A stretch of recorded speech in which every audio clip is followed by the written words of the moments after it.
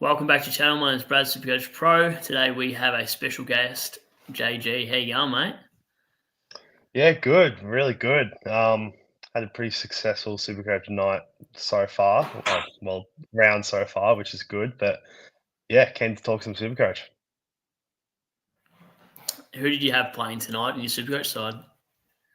Had Sheasel, and I actually had boosted Sheasel to Whitfield, and I'd reversed it 5 minutes before the game. And I'm so lucky I did because it would have been the biggest waste of a boost ever. I just saw him at half back, and I was like, I've got to keep him if that's going to be the new role, and that's what ended up happening. Then I had a bias as well. That softened the blow of not having Connor O'Sullivan. That was a big miss, but softened by having bias tonight.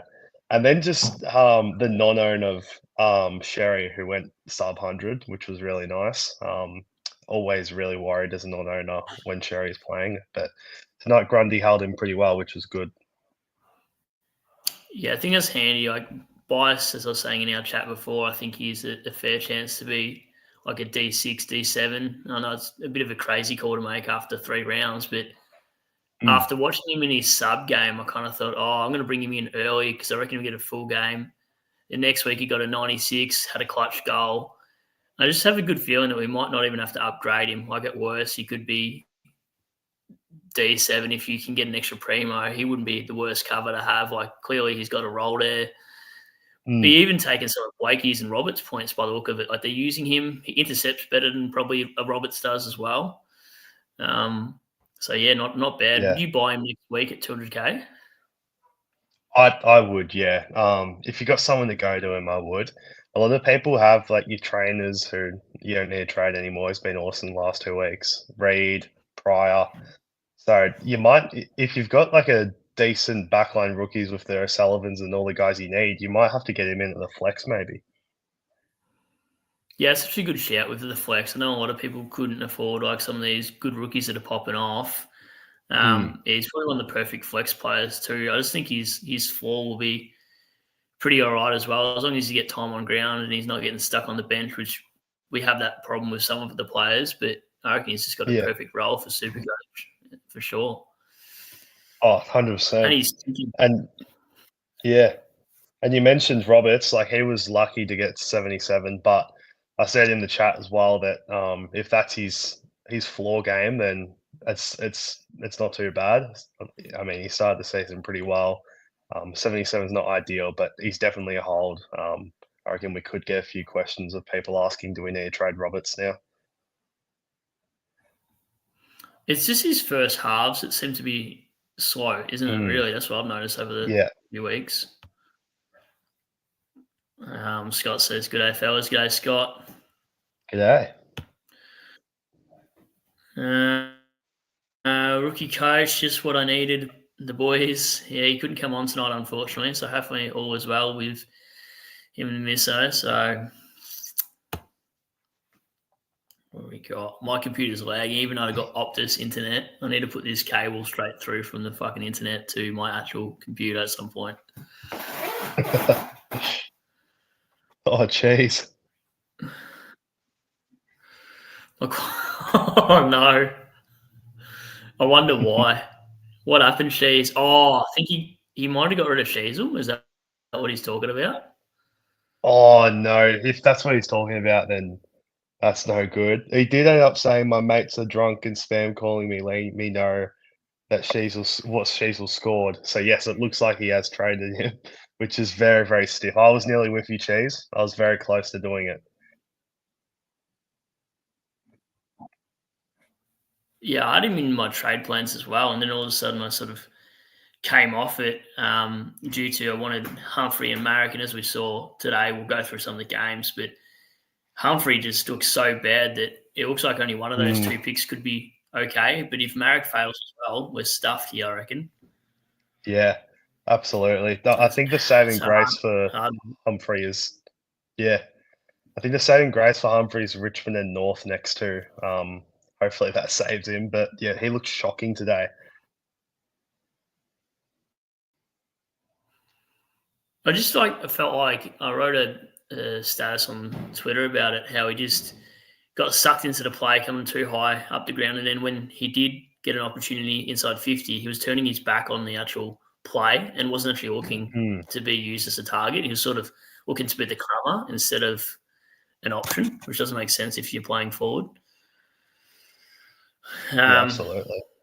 And Max is surprised there about a 124. Did it look like a 124 game for Bias? Because I only got the last half of the game. Well, 26 touches, 15 marks at 84% efficiency as well. I reckon he was stitched up a little bit there. I reckon in a win as well, a win that they smashed them, top scorer for Sydney. I reckon he should have gone 130, 140 with those stats on face value. Yeah, maybe it was that last free kick against. It cost a 50-metre penalty as well, actually, that might have hurt his Yeah, that's true. inflation. Scott is impressive. His Bice's kicking as well. I just found it was just so good. Like it's crazy how many of these state players get picked up and how they just gel into the system off one preseason. Yeah, especially Werribee. They're really starting to churn out some players like Manor last year, the Aiden Johnson from Melbourne as well, of Henderson as well.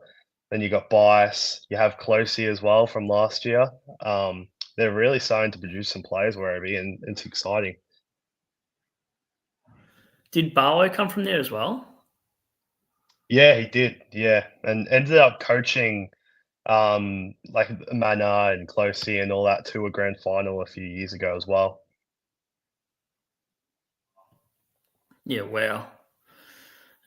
She says, my mates are drunk and spam call me, letting me know what she's scored over and over again after I traded. How's the night going for you? Yours? Mine's actually all right. Like I think I'm around par this week, but it's so hard to tell until pretty much the last game of the round. What about you? Yeah, I think I'm going well, but as you said, I just hate tracking how I'm going in best 18 rounds. Like obviously your five worst scores are going to drop out. I kind of just look at how many spike scores I've got because that's the only way you can really separate yourself because everyone's bad scores are going to drop out anyway. But if you go off projections, I'm projected over 2,000. Take that with a grain of salt, but I think it looks higher than most projections I've seen, which is good. Yeah, I feel like in best 18, you're almost hoping that the players you don't own score like between 80 and 60 for you to get a huge buffer. But if they're all like everyone's primos are doing the same thing, like all that sort of low 100, and you don't got a big 170 in your team, you're not progressing if you don't got a big ceiling score. And I've got no big ceiling score on my side yet, I don't think. Mm. Yeah, and captaincy is such a big thing. Like I was looking at the stats before, and in the top 1%, I think it was 32% captain Zorko for that 94. And I have Zorko, but I think a 94 is a perfect score for a player that you own but you haven't captained. Just so like you don't Yep. miss out on a big score as captain, but you don't get a poor score. So yeah, 32% of the top 1% captain him. And then also I think I saw 7% in the top 1% captain Sherry. So that's a large chunk of the competition in the top 1%, in the higher ranks that have captained two sub 100 scores so far. Yeah, that's crazy, actually. Just good stats. It makes me confident in picking probably McRae or Finn against West Mm. Coast for my captain now. Ooh, Finn is a scary non-own. I reckon he can go massive tomorrow, which is yeah, gonna keep me up all night, I reckon. Rookie coach is giving us stick for the Humphrey pick. Oh But God. it's whatever. Like he'll still make enough. I'm gonna be filthy if Marish Pretty, goes big pretty. tomorrow. True. Well, that's why I had to get both because I had a feeling one would go bad, one would go good.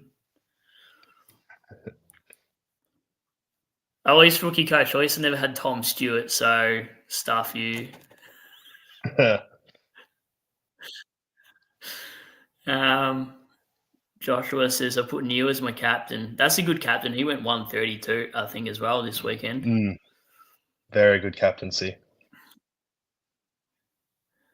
And Shees would have been a good captain. But I thought he was going to get potentially tagged in this by Jordan, but Jordan went to LDU. Yeah, and that was another reason why I was potentially going to be trading out Sheasel, as well as his slow start, because I genuinely thought they'd send Jordan to him. But yeah, he went to LDU, so can't complain there. Yeah, neither. That was my same strategy. I was like, oh, I better trade him so he doesn't get a tag, and then all of a sudden, didn't have the facilitated move to actually boost Shees, but I was so close to doing the Mm. same. Probably not as close as 5 minutes before the bounce, but Yeah. yeah, I don't know. I Oh. was going to go to Whitfield as well. Yeah, I mean, Whitfield he's going to be a must-have at some point, obviously. I think tomorrow against West Coast he could go massive. So I'm kind of happy to see that all four of my cash league opponents don't have him because I think that's one spike score that those owners are going to get on the rest of the competition. Bice's wife says Jono, and yeah, that's true. I don't look at head to heads too much unless it's a cash one. Like I'm the same, and I'm only in one cash one, and that's Abs one, so that's the only one I really care about. Yeah, yeah, absolutely. Um, Literally, and Jono says 46% kicking efficiency let Roberts down. Yeah, true. Mm, If he yeah, didn't as I kick that said, goal, he would have that's been on track. Sorry. yeah, that's true. That goal was crucial. Yeah, as I said, like if a 77's his floor, I think we're going pretty well off the pick. He was pretty good the first couple of weeks before that, but yeah, you're right. That goal saved his score a lot. Yeah, I think like with Roberts, it's because there's so many distributors now down back as well. So you might see one of those games every now and then. So it's going to be a little bit annoying, but like at Mm, worst, I suppose you can probably flick him around his bye if you needed to. Um, absolutely. Andrew says Bice the main man. I can't remember the last time we had like 113k keeper though. If that actually does happen. Yeah, I think Nick Newman like a few years ago was like a hold when he was in his Sydney rookie days, but other than that, I really can't think of anyone. I think Nick Martin got close when he was in his debut season. He averaged like a decent amount, but yeah, if you're correct with your prediction, I hope you are because that would be massive. 113k keeper. I think it'd save us trades. That's why I'm not too worried about burning trades because like we've got Mm, McRae and Daniel for so cheap, and they're yeah. keepers, and same with Baz as well. So we Mm, probably have the luxury of trading these primos to do that sort of stuff, just because we're gonna have to use less trades to upgrade our side. absolutely. And I've still got hope that Oliver can be a keeper. He's showing signs that he can score. Obviously, he had that 130 and then two sub hundreds, but I've still just clinging on to hope that he can be a keeper. His ceiling games should probably out average his 90-ish games anyway, I reckon, and sort of average it to like a 105, I Mm, reckon. absolutely. Absolutely. I just wish we could get back the old 120 plus days of Oliver. They were we didn't realize how good they were until we've lost it. Yeah, literally. No, I agree. I don't think we'll ever get that Oliver again. Yeah. Um, Max has got here. I traded out Harry. I was talking about Sheasel. Have Dale, Whitfield, Clark, Sin to get me some big scores. I don't think you can rely on Sin to get a big score, but it is St Kilda and they do weak points to defenders. So there is a chance that he can help Max out this week. Um, Really, I don't know. It says I had this VC on Zorko. Who's the best captain option? He would have to tell us what players he has left in Primo to actually Yeah. know who to pick. Yeah, Yeah.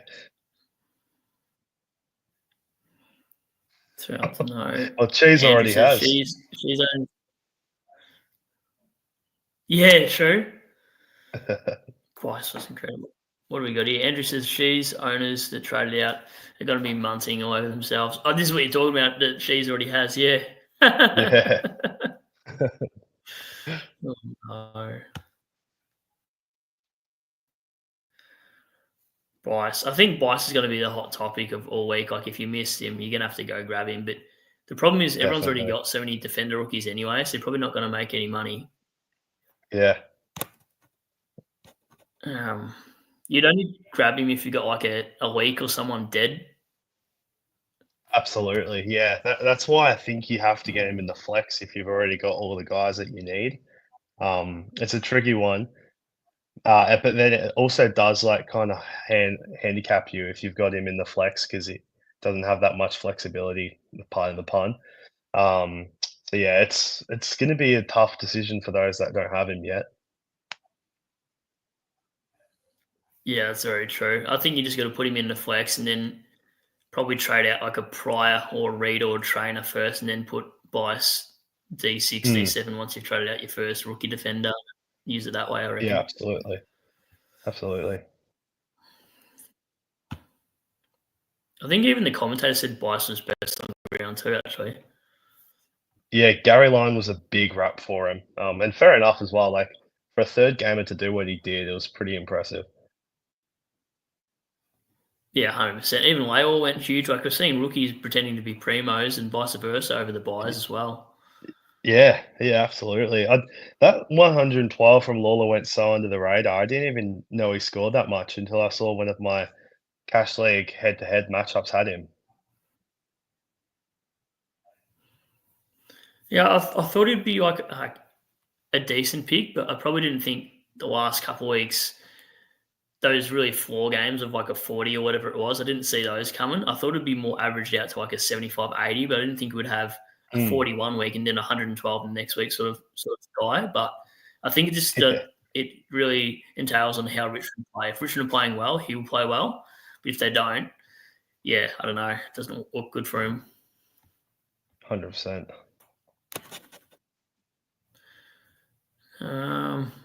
Max says I could go Roberts to Sheasel. You'd Hmm. probably do it. Yeah, yeah, Only if, only if you had Bice, though.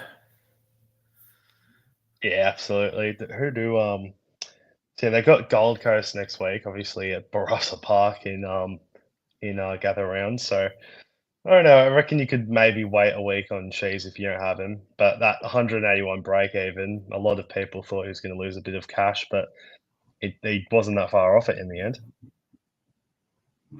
Yeah, that's true. Scott says I swapped Chiefs for Sinclair. We'll see how he goes as he's my captain. Mm, Sinclair should do well against Port yeah. as well, actually.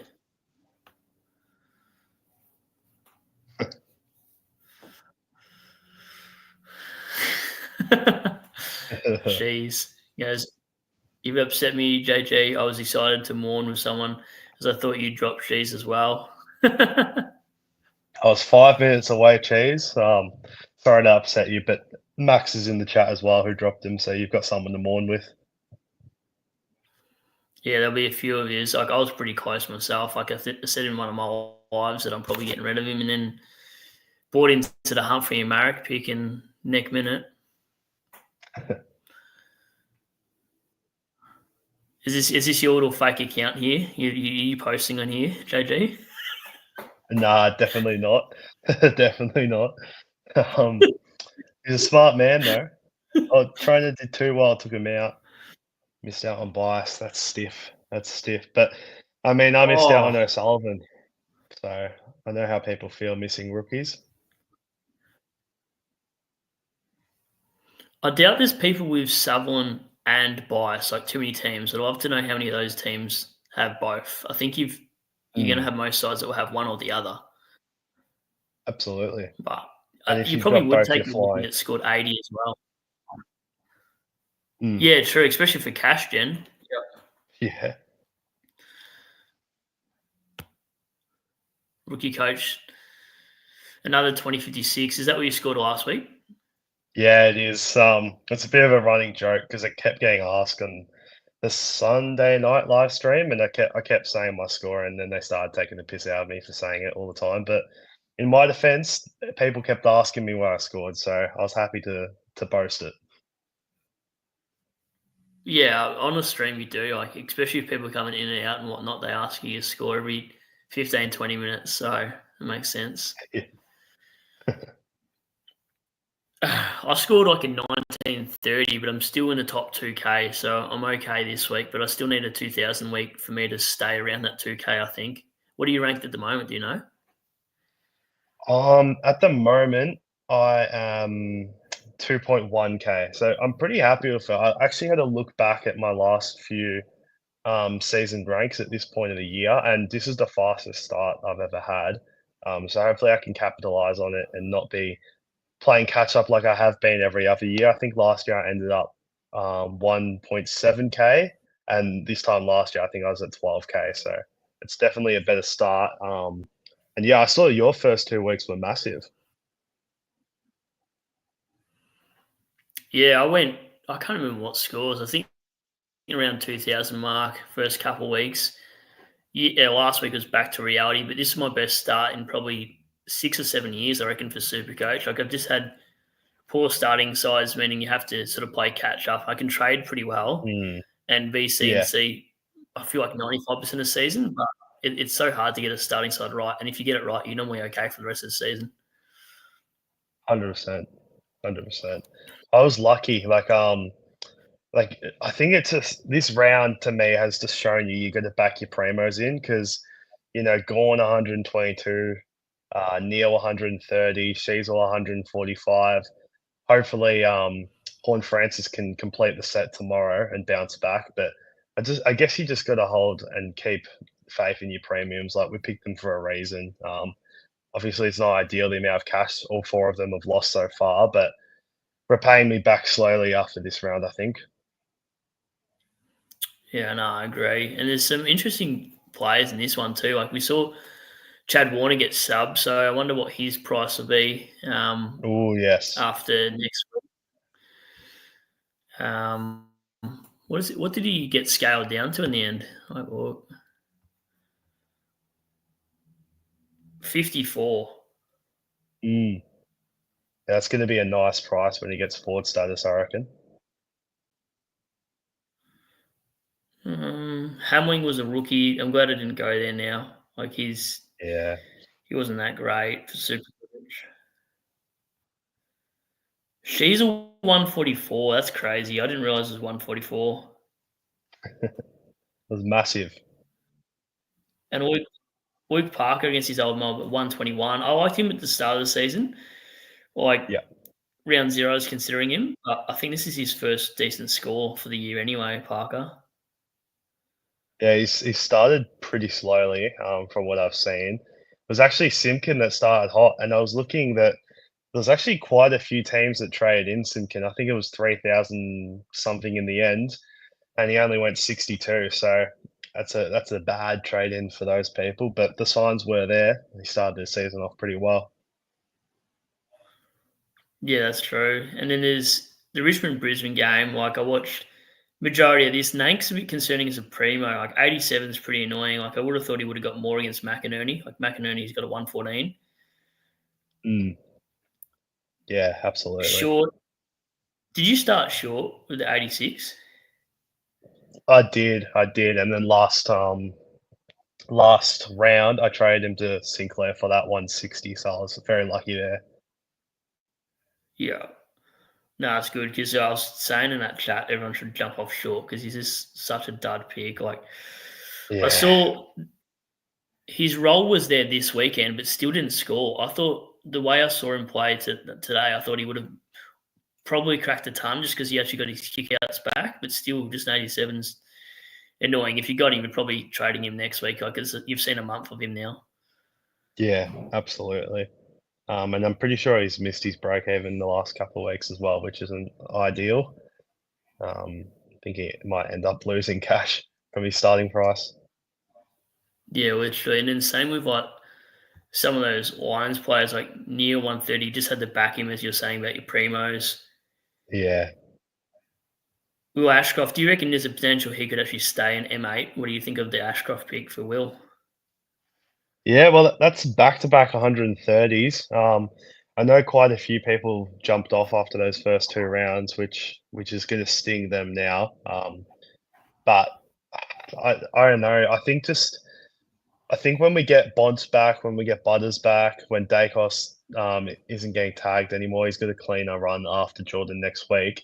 I think we're going to start getting those like premium midfielders back and up and firing. Um, so I just don't know if he'd be that top to 8-10 guy, but I think he's definitely going to be good enough to be one of your last upgrades. Yeah, probably agree, especially their fixture early on as well, before we even get to Bonson, Butters back. But I Mm, feel like there's still so many mouths to feed. Like you got Dunkley there that scored a 114, Zorko 94. I think it was more due to Richmond didn't kick as many into behinds as what some teams do during a game, and plus it wasn't in their back half that much anyway. I know the scoreboard looks like it, but they just used Jasper a lot as well. I felt mm, Wilmont and all those other players. So sometimes Zorko does get burnt because he looks for too many cheapies. yeah, yeah, absolutely. But yeah, that was a failed VC for me as well for Zorko. Yeah. Uh, at least you VC'd and you didn't straight C because there's been a lot of teams that have straight C'd him. Yeah, who would you see if you had the choice out of McRae or Finn? I feel like Finn's more of a ceiling for the West Coast, but McRae's probably safer, and I can't make up my mind Yeah, well, I think from memory, McRae actually has a really good record at Adelaide Oval. I'll have a quick look now. because he scored. Yeah, yeah, he's got a 106 average at Adelaide Oval from 15 games, so it's not too bad. And I mean, he's averaging 136 from 3 games. So, as you said, it's very safe. But with Steele out, he copped the tag last week. Does he cop Will and Drew tag this week as well? I think that would be my only concern. Because obviously Will and Drew tags at the centre bounce. He wouldn't go to half forward and tag Jack Sinclair off the flank. So I think my only concern would be does he cop that tag? And if you're worried about it, then maybe you go Callahan. It'd be a pod move too, especially this week. Like if Callahan went Yeah, 150, no one would be captaining Finn. So especially after he got tagged by McGuinness the week before. absolutely. Yeah. Aiden says he captains Zorko ranked 2K. He might drop out, but depends what his other scores happened around the ground too. Mm, yeah, CH's that's g'day true. fellas. There's too many Joshes. What's going on, Josh? Did you invite all the Joshes to the chat tonight? I did. Even rookie coach is called Josh as well. So it's quite a few of us getting around. Literally. Josh is so happy I passed on Humpty, but unfortunately, I took trainer score instead of Bice. You only Oh, lost 4 points, so like, isn't it? What's the difference? 44 points, maybe. yeah, 44 in the end. I mean, an 80 from your rookie you still take, but obviously losing 40 points isn't ideal, especially in best 18 rounds. Yeah, that's true. Andrew says get Wookie coach in. If he is available, he can definitely jump in. He'll just have to DM me at some point if he's back from what he needs to do. But Aiden says projected has dropped just to 1,800 this week, but hoping a couple of pods go big tomorrow. Yeah, projections are hard to read with best 18 anyway. I can never get a good gauge because I don't know what it actually, Hmm. if it works out what your worst scores are and if they can be dropped out. I don't know how it works. Yeah, and I mean, for example, I was looking before at my matchups, and Callahan is only projected. I think it was 77 or something, and I reckon he's going to put 30, 40 points on that projection. So even the projections themselves are pretty off, I reckon. Yeah, literally. You know what's my other big call this week, apart from the buy score in our chat? I reckon there's a world that we actually keep Nod as an M9 because he's such a 90s scorer. Oh, yeah, wow. I mean, he'd be good depth. Obviously, I don't think he's going to get anywhere near that top midfield average. But I mean, if you go home at M9, I mean, you cop a 1 to 2 week suspension from one of your primo mids, or cop a 1 to 2 week concussion or injury. There's a lot worse options than having O'Driscoll coming off the bench, I reckon. Yeah, I'm going to try to keep a few of these guys. Like, yeah, we need the cash gen, but if I can sort of Mm, keep one or two, like I kept McKercher when everyone traded him out, and he was a yeah, good nice. D6 or D7. So I do like a smoky like that just hangs out there for you. Everyone's trading him off for cash, and then the people they bring him for like a fallen primo averages the same as the player that they traded out anyway. Absolutely. In terms of like trade in rookies, you said the cash gen. I'm really hoping Travaglio goes wild tomorrow because he's got that mid DPP as well.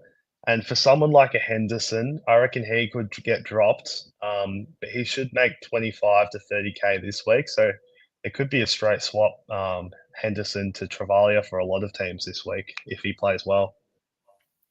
I'm probably going to get Travalia next week for Leak. I reckon he goes 80 tomorrow anyway, Travalia, roughly. Yeah, yeah, absolutely. I was really impressed with his first game. And then obviously a really high draft pick. He's talented, but just can we trust Ross to keep him in there? He's already stuffed around with Garcia and Hasty and a few other players that we've been looking at. So hopefully he can avoid the sub vest or the dropped. Yeah, I think based on talent, like there's surely he just plays like Hugo kind of makes sense because the midfield depth, whereas the halfback flank, I know Saints have got tons of them, but like I don't know, I just feel like he won't be as much as a sub vest as a Hasty or a Boxall or other players like that. I don't know. But Yeah, hopefully he just dominates and doesn't have a reason to be a sub either. that'd be nice. I'm really hoping he can tomorrow. What was it in his first game? Was it an 80 or something? Um, but he's got 83. a yeah, nice. So he's got a platform and another good score. That break even next week's going to be pretty nice, I reckon. Yeah, I agree. It should be. I'm not really good with the negatives, but I normally know like it feels like I never really want to jump on a player after their first price rise. Like we've seen that you may as well just save the 100K and go for the rookies the week after that haven't already been on the bubble and made that Mm, cash. yeah, Um, yeah, absolutely. would you captain Finn or Sarong? Oh, I think against the dogs, I'd go Sarong. Like they don't tag, which is really handy. I mean, they've got James Harms there, but he hasn't tagged in years, pretty much since his Melbourne days. So I think he could pretty safely go Sarong. I think his problem the first couple of rounds has been getting tagged. But Callahan, like if you want a smoky pod captain selection, he's genuine chance to get 140. And that would be like that would really catapult you in what's been a pretty poor round for captains so far with Sorko and Cherry. Yeah, especially Cherry going below the ton. Like it really kissed us Gorn owners, to be honest. Yeah, absolutely. I mean, that's 2 weeks in a row now that Cherry's gone sub 100. I know last week he was grabbing his hamstring, had a light week on the training track this week. Maybe he's only at 80, 70%. Obviously, all right to play, but maybe he's not 100% right at the moment. I think you're probably right. Like, and yeah, it's concerning. Like all these ruck, to be honest, like haven't been great apart from TDK. Really, Yeah, yeah, absolutely. Like even against DC, like TDK wasn't that amazing. Like he was good, but he wasn't amazing, and he still managed to scrape to the ton. So hopefully Peanut doesn't come in and ruin him because he's been one of the shining lights for a lot of us. Pittman's only a week away, I think, too. Actually, I don't know if he played VFL minutes this week or if it's next week. But if Mm, Carlton need to do something, don't be surprised if Voss brought him in. true. Yeah, that's true. I mean, I really hope he doesn't. I think Mackay played VFL today, so hopefully Mackay comes straight back in, and then I think that will kind of mitigate the risk that Peanut comes in because they'll be too tall, especially with Kerno in that side, and Kemp kicked 5 goals last week. So hopefully they just hold off and don't bring Peanut in. But then again, 0-4, I think Voss is going to try anything he can. Yeah, so do I. Like that's a huge worry. Like if Mm, he gets named a Pitto, I'm going to wait 2 weeks. I'll wait for him to Pito to get dropped again before making a decision. I won't just jump the gun because Pito could be out of the side as quick as he got in the side as well. Absolutely. Cheese has got. Oh, trust me, Cheese wouldn't have been tagged if I had have traded him. I think. Yeah. Oh, would have. Sorry. Right. Yeah. True. I feel like it's always like that with primos. As soon as you do something, and you get rid of them, they go well, and then as soon as you hold, they shit the bed. Absolutely. It's so frustrating.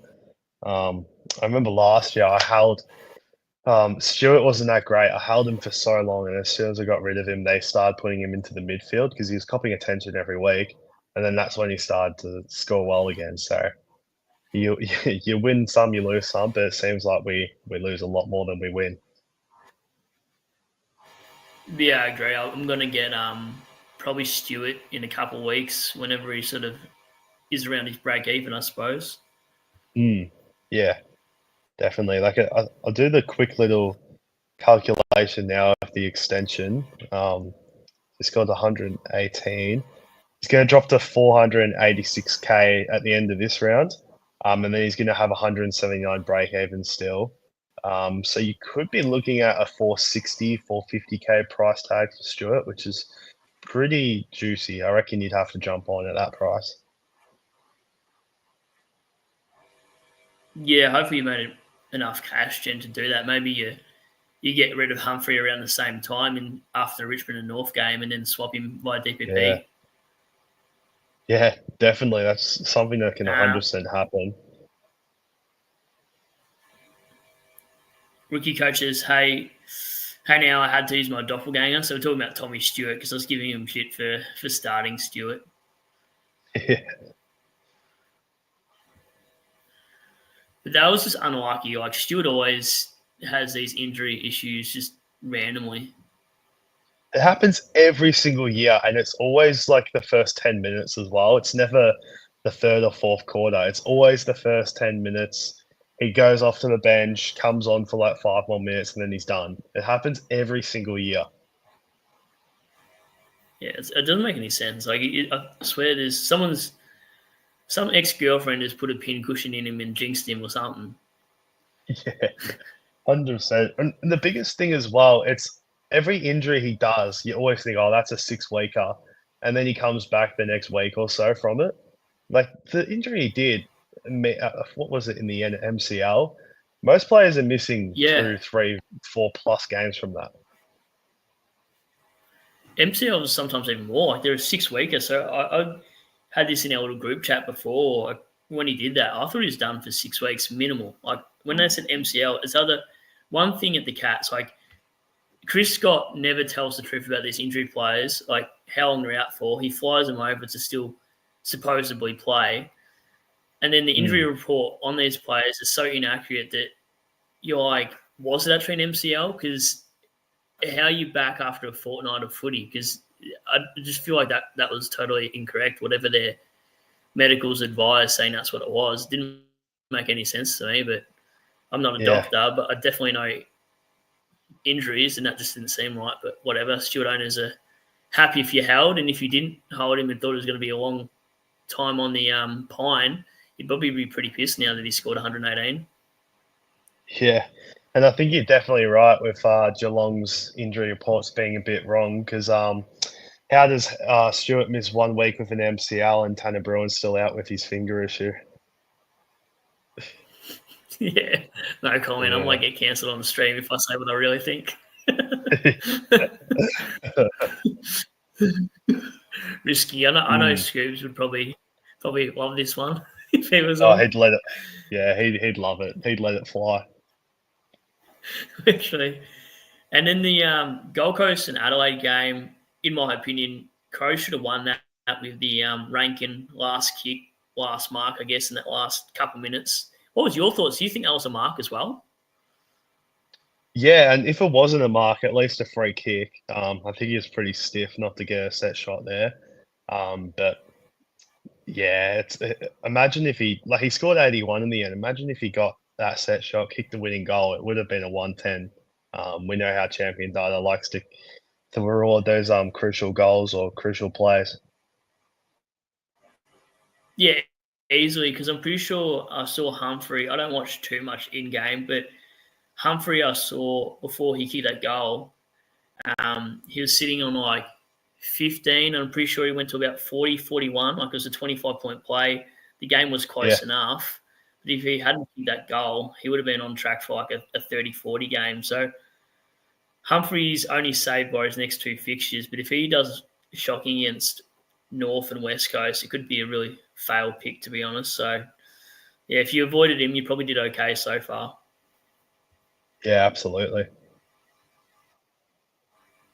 I don't think Matt Rao got tagged in this. Like, this is the biggest bullshit I've ever seen on Footy Fan. Like, Peatling was around there at stoppages and tackling him, but there was Mm. no way I saw this in my eyes as a hard tag because he had so much free run at it. Like, it's just his inaccuracy to hit a target and the fact that he kicks this to Adelaide opposition all the time that his score was a 74. Yeah, I Like, didn't pick four up a playing tag against. during that game. Yeah, yeah, I didn't see a No. tag at all. Sam Flanders looked shaky as well. Did you see Flanders a couple of times, especially the first half? He was shocking.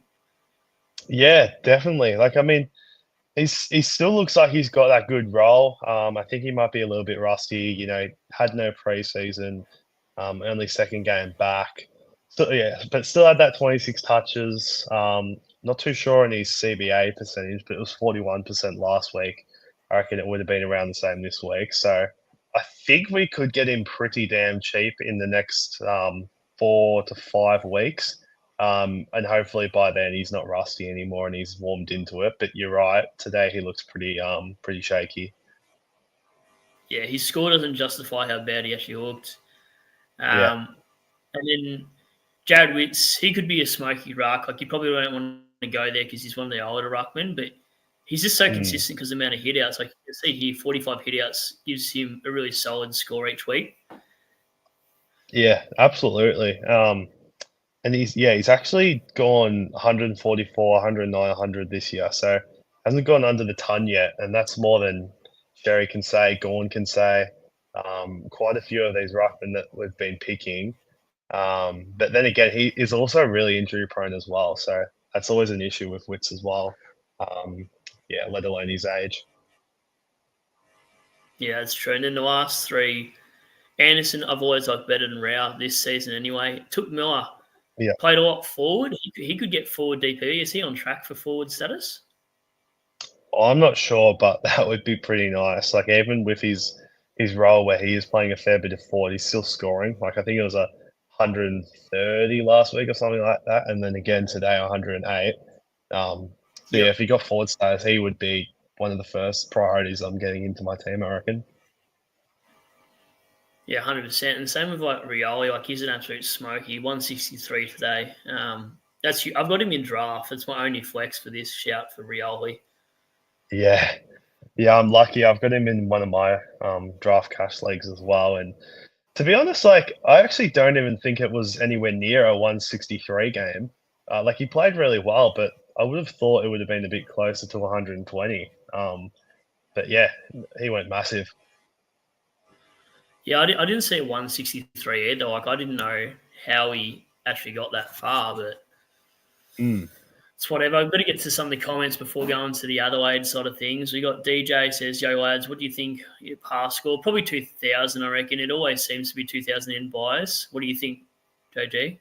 Yeah, around there, maybe 1950. I think 2000 could be slightly above par, but I reckon you're pretty accurate with that in the best 18 rounds. Yeah, it's so hard to tell too. Like it you'd have to have a lot of those highly owned players like Max Holmes doing a lot of 74s to Yeah, know what the best 18 is. absolutely. I was lucky in one of my matchups, someone captained Max Holmes, which was nice to see.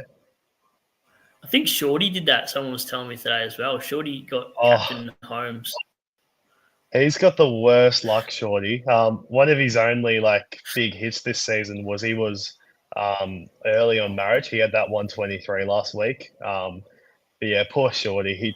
He he's logical. Like a lot of the things that he says makes a lot of sense, but unfortunately, it doesn't come off for him. And looking now, yeah, he did captain Maxi Holmes, so very unlucky there. Oh no. Joshua says, bring in Saligo first game. He's good. He's going under the radar, isn't he, before we get to the Crows chat? But Saligo's such a good pick. Yeah. Yeah, with Dawson and Rankin in that midfield, he just goes so unnoticed. But yeah, I think he's another one that hasn't gone under 100 yet. Peatling 126 is interesting because he's a shoe-in to get forward status, I'm pretty sure, as of last round. So if he was to get forward status, maybe he could be a sneaky top 8 to 10 forward, but it just depends how many guys we end up getting there. Yeah, it's true. Another Josh in the house is Chad Warner under 450k TPV going to be juicy. Oh, it's going to be a very good price. Very good price. I reckon hopefully by round 6, I can just go straight Humphrey to Warner, and that's it. Then I don't have to worry about stupid Humphrey anymore. Absolutely.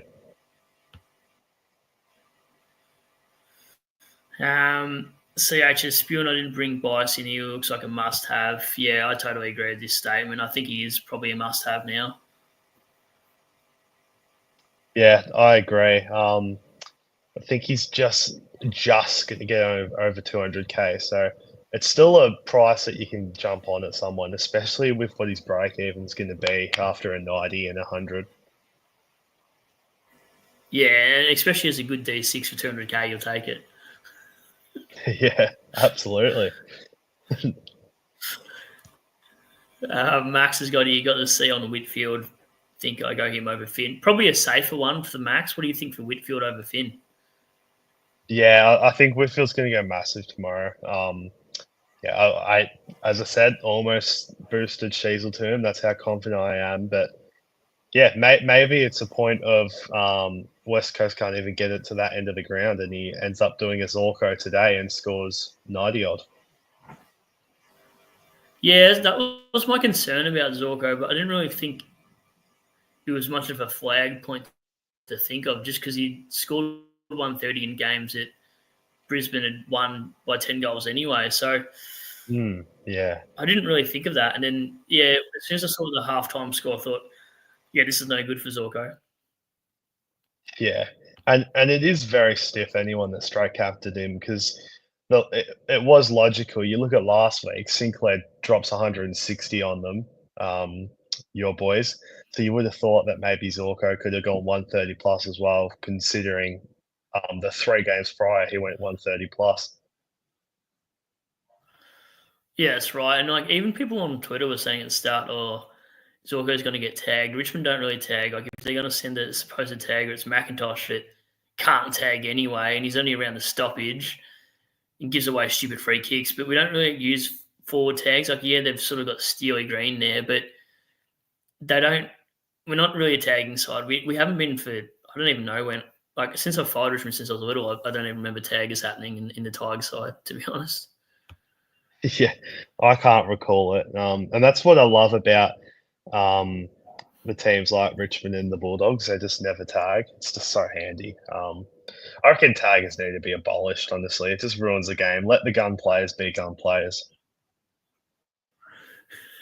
Literally, I was just reading something funny in this live game chat. EAD mate says Rao is a dog shower. I never read these. That's so funny. Going through. Then you got Yeah, the live Dawson. chat She's is got. funny sometimes. Oh yeah, they go off. They absolutely lose their mind about some of the players going on in that live chat. Yeah. What else we got? I think this is a point too. Actually, Isaac Rankin with that band-aid, he did something to his calf, didn't he? In the third quarter. Yeah, he had it strapped, and he ended up going. I think in the last quarter, he ended up not attending a CBA. He went forward, went missing like that. I think it was on 75 at 3/4 time. So only ended up Yep. getting a few more points in that last quarter. Obviously, he should have had a shot on goal. That was, as we said before, either a mark or a free kick. But one to watch. I'm hoping it's a corky though. I'm really hoping it's a corky. But the problem is Adelaide play the first game of Gather Round on that Thursday night, so it's a pretty short turnaround for them. I think if it was serious too, they would have subbed him out like they did a couple of weeks ago anyway. Yeah, absolutely. I don't think they had used their tag by then. Oh no, they did on Laird, but even then, like maybe you don't want to risk your star player on doing a 4 week calf. I reckon they would have benched him if it was serious. Yeah, I agree. And then there's no one really else but Thilthorpe, but I think you've missed the boat for this Thilthorpe pick. Like he's sort of in Mm, Sam Darcy territory for me. Like if Horn Francis yeah. shits the bed again, you could probably go there. But apart from that, I'd rather go Darcy over Thilthorpe. What do you think of him as a sort of smoky? Yeah, well, he's as you said, you mentioned Darcy. He's got that exact same role where he's kicking goals, but he's also got that second ruck role, and getting those minutes there. And a lot of the time, the second ruck that he goes up against, he just monsters them because he's that much bigger, and he himself is actually a decent ruckman. So that's probably as you're getting ads. I've noticed a lot on. I don't know if you use the Footy Live app, but I'm getting a lot of ads on that at the moment, and it's really frustrating. Yeah, I'm getting heaps. Like I just all the time get ads, and then I thought this internet would be better, so I'm sitting right next to it, and the Optus is still lagging. Someone said I can get like a cable that goes from my internet to my computer, Yeah, but I don't have like a port to put it in. I don't. I think I need some sort of adapter to actually plug it in. I have no idea. yeah, I'm not too sure. I'm really bad with computers and technical stuff. Same. Jonas says Tookie the squirrel gripper is eating well. Do you remember that happening? No, I don't And remember at Took grabbed all. someone's nuts. Oh I yes, forgot who it actually, yeah, it was was. He actually Zorko. grabbed. He did it to Zorko, I think. Yeah. I think I mean, I it forgot could have about that. happened I to love that a cute better play. bloke. Yeah, Zorko's got a punchable head, not gonna lie. Oh, I mean, I'm really happy with how he's been scoring for me this season, but as a bloke, I cannot stand him. Yaron's got Hasty to Bice for me, or a forward rookie, or Patton. Um, Probably Patton. Yeah, definitely Patton. I mean, he's a handy loop at the moment, but I think Hasty's more of a chance to get into that team than Patton is. I think Patton not playing at the moment when they've got McInerney to come back, Mills to come back, Gordon, he's a while away, but still to come back, Cunningham, Malikan. Um, he's not going to get a look in when all these players come back. Yeah, I agree with that as well. And then he's, Jonas is talking about trainer here. A nice 82. He's looking really good. Like his kicks. Have you seen the way he Mm. kicks? I love it. I actually said that to someone Like, today. His kicking action's so fluid. I really love his kicking action. It's a good kick. And he and he looks doesn't. so composed as well. Mm. Yeah, absolutely. His kicks are like darts. Like they just don't sit up high for his players. Like they're on the chest boards. Like I haven't seen him kicking from an 18-year-old since. I couldn't even tell you actually just how well he sees the game from the back half.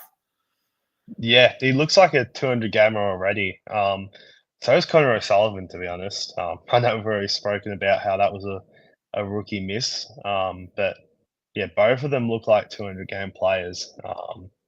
And yeah, now that trainers going 90 and 82, we're actually going to make a fair bit of money out of these backline rookies, which was a concern for us a few weeks ago. Yeah, it's funny how things can change rookie and primo department real quick. Absolutely. Andrew, Andrew's giving us some stick here, but honestly, like I'm in top 2K. You're there as well, so I'm feeling fine, Yeah. Andrew.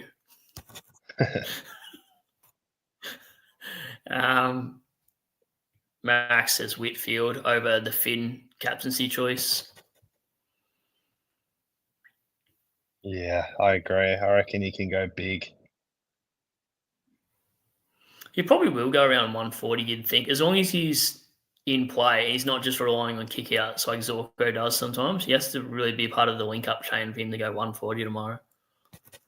Yeah, that's true. And I think Whitfield, like watching him the last few weeks, he sprints as hard as anyone for a cheap kick mark. So hopefully for those that own him, he's hungry as ever tomorrow. But I'm hoping he can maybe go a bit lower than I'm expecting. Yeah, absolutely. It's all those sort of players do. Like I watch Clark in my side. He looks for the ball a lot. Roberts does, but issue with Sydney is like I find anyway. Roberts gets burnt by his teammates just because there's so many other good backline distributors for that. Even Rampy scores high some weeks as well. Yeah, And then you get stupid players like McInerney and Hamling and players like that, the key position ones, sort of just bomb it down the line and don't link up with these players. And you're like, they're not on the same page sometimes. yeah. I mean, there's a reason Hamling's been delisted from 2 different clubs. He's no good, that guy. Yeah, literally. Like he'd be all right for SuperCoach points, but just because he's in the back line as a forward rookie, but that's about it. Yeah, absolutely. Oh God. Cat just cracked. Oh no, poor cheese. Um, really don't know. Says thanks, Max. Jacob. So I trust my gut at Humphrey, fifth mid in rotation. I don't even hate the role because he did come up to the stoppages a lot. I don't know if it was from Dimmer, but it almost looked like he was trying to find his own ball because he wasn't getting the ball up forward. But Mm, when he wasn't in the CBAs, he was pushing as a spare in stoppage. And sometimes when he ran back, his opponent was already there. So they already had a +1 down back. It's like they were using 1+ around that clearance. But he wasn't effective because he wasn't actually getting the ball. So Gold Coast having a spare in the midfield being Humphrey kind of didn't work that way because off the back half, Adelaide played well, even though obviously Gold Coast still won it. But yeah, I don't know. Humphrey just looks a little bit lost. yeah, he looked like, I mean, obviously we know he can score. Like he did 200 plus scores the 2 weeks prior. And the 64 isn't ideal, but I think with Northern Richmond the next two, I think this pick can still work out. I looked before; he's still going to make 50K this week from that 64. Still going to have a low break even. A couple of spike scores against these two opponents coming up, and I think he's still going to be a successful to pick. So I haven't completely lost faith in it. You are right there with his role. They were doing some weird things actually. Like he started every single quarter at the centre bounce, and then the second centre bounce of each quarter, Took Miller would rotate with him, and Humphrey would go back forward. And looking at it now, this season, he's had 32%, 41%, and 30% CBAs. So yeah, it's a hard role to read, but I think you're pretty accurate with how you've been reading it. Yeah, I think I'm pretty comfortable, like you're saying, just to back what you're saying with the North Melbourne Richmond games. If you didn't have that, I would be more worried. But considering he's got those two as your next, he should feast on both of those anyway, and maybe kick 2 or 3. And if he does, then you're going to get a couple of spike scores and sell him for Warner for 50K difference. You'd think maybe. 100%. I think that's the only thing that saves us, the Humphrey owners. Like if we can go, let's say round 6, Humphrey to Warner, and only have to use 20 to 50K, it's actually kind of a win. Yeah, and that's exactly what I think's gonna happen. Like, I think we're gonna get one of these promos that drop price a little bit, and we'll be able to go Humphrey straight to them, or even just spend that little bit Yep. extra cash as well.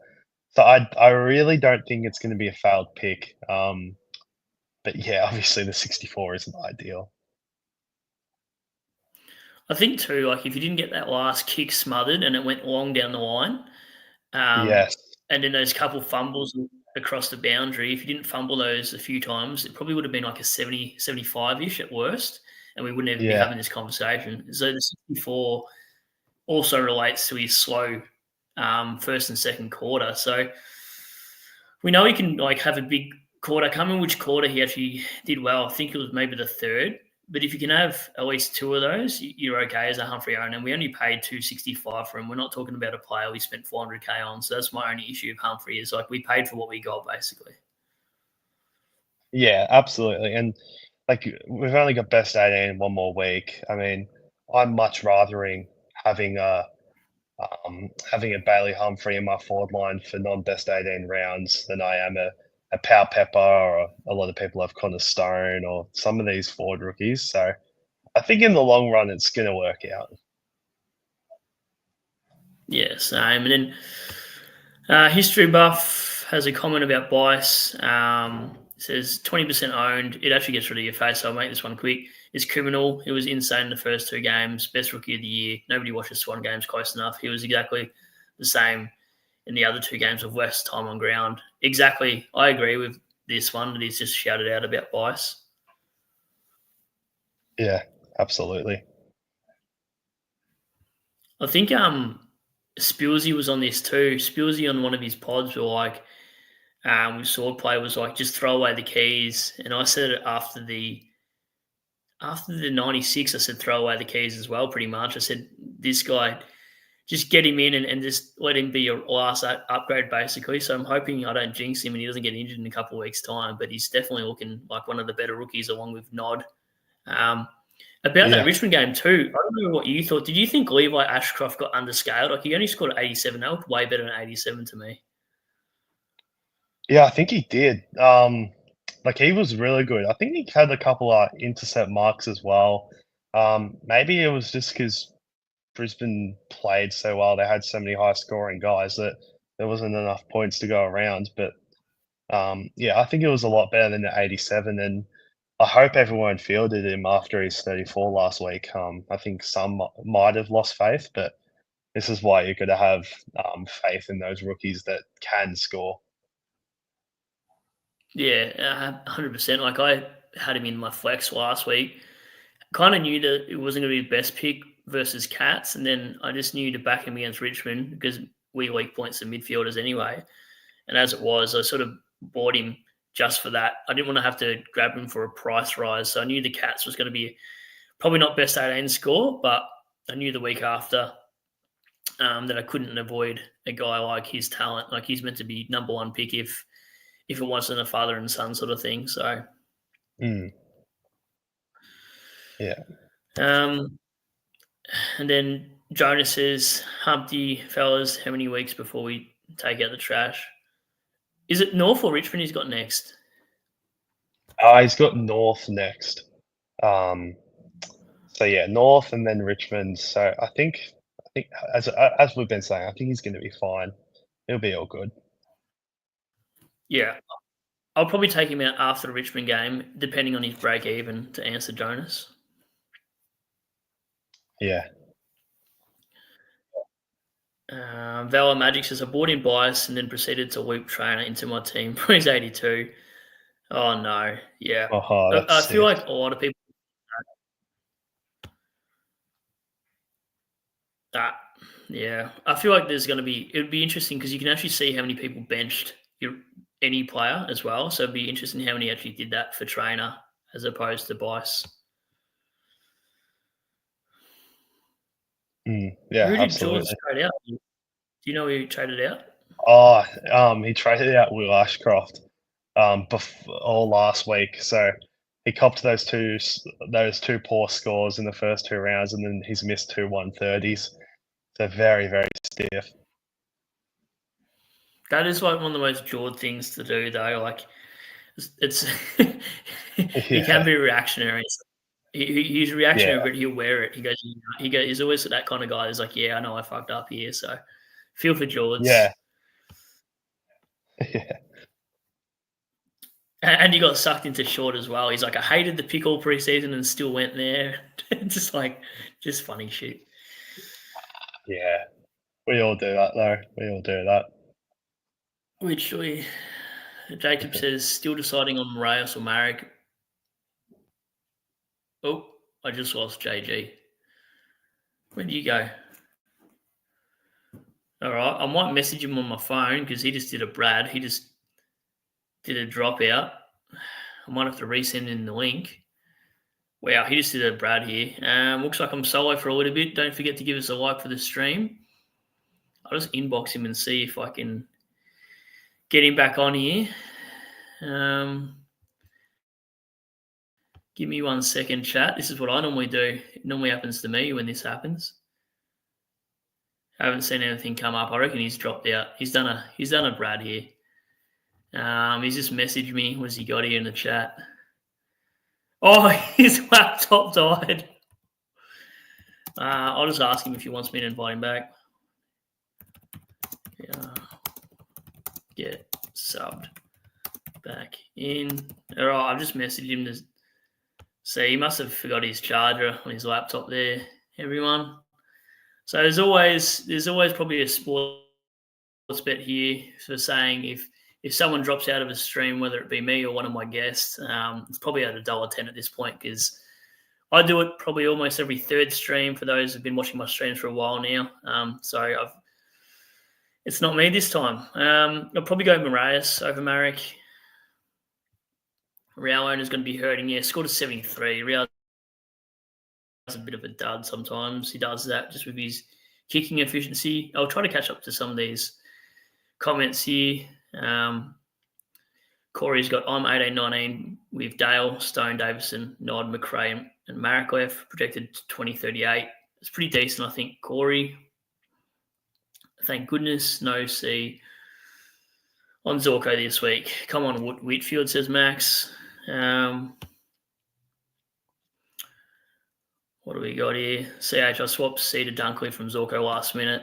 You'll be happy with that. You just made yourself like 40 points times 2 then. McRae, Rosie, Clark, or Brayshaw? Probably McRae, Jacob. We'll see if he's back now. See what he said. I have to get a charger and join back when it charges up. All right, no worries. Oh, all right. Excuse me, stream. Aiden says, backline terrible this week. Holmes, Zorko, Roberts. Yeah, that's pretty bad. 70, what is it? 74, 94, and a 77 there. Aiden, that's annoying. Yaron, I've got the C on Callahan. No guts, no glory. I like it, Yaron. I'm debating whether to go Callahan myself or I go McRae. McRae's probably a safer pick, but Callahan's probably got the ceiling against West Coast. Rookie coach, yeah, this is exactly my point as well. Projection's been nothing. And then he writes, due to the fact I hate mine. What's yours, rookie coach? All right, this is a chance to catch up to the comments because I've been talking too much, I reckon, about these games that we've gone through a fair bit of. So Cheese says, so do non-bias owners take our losses and trade him in next week? I would. I reckon he's an absolute gun, Cheese. Like if you watch the game tonight, I think you've got to bring in Bias and probably Trav if he goes 80-ish again. I think Bias is worth it. I'm generally considering holding Bias as my D7 this year, and I'm not even taking the piss. Jonas, James Harms couldn't take a 5th grader in schoolyard. Good point. This is about the Freo game for Sarong. Max is TDK. Comes in. Let me get him out. Yeah, true. Yep.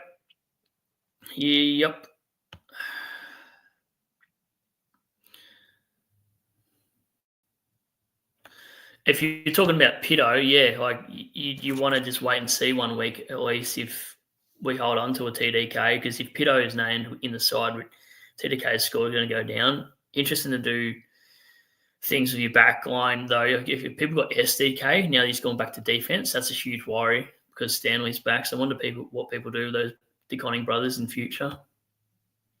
G'day, Stephanie. Do we think Bias is too late to jump on next week? No, he honestly looks so good. I'd pay $220 for him next week if that's what he's going to be at, Stephanie. Stephen, wow, I butchered your name. I'm colourblind, by the way, so sometimes I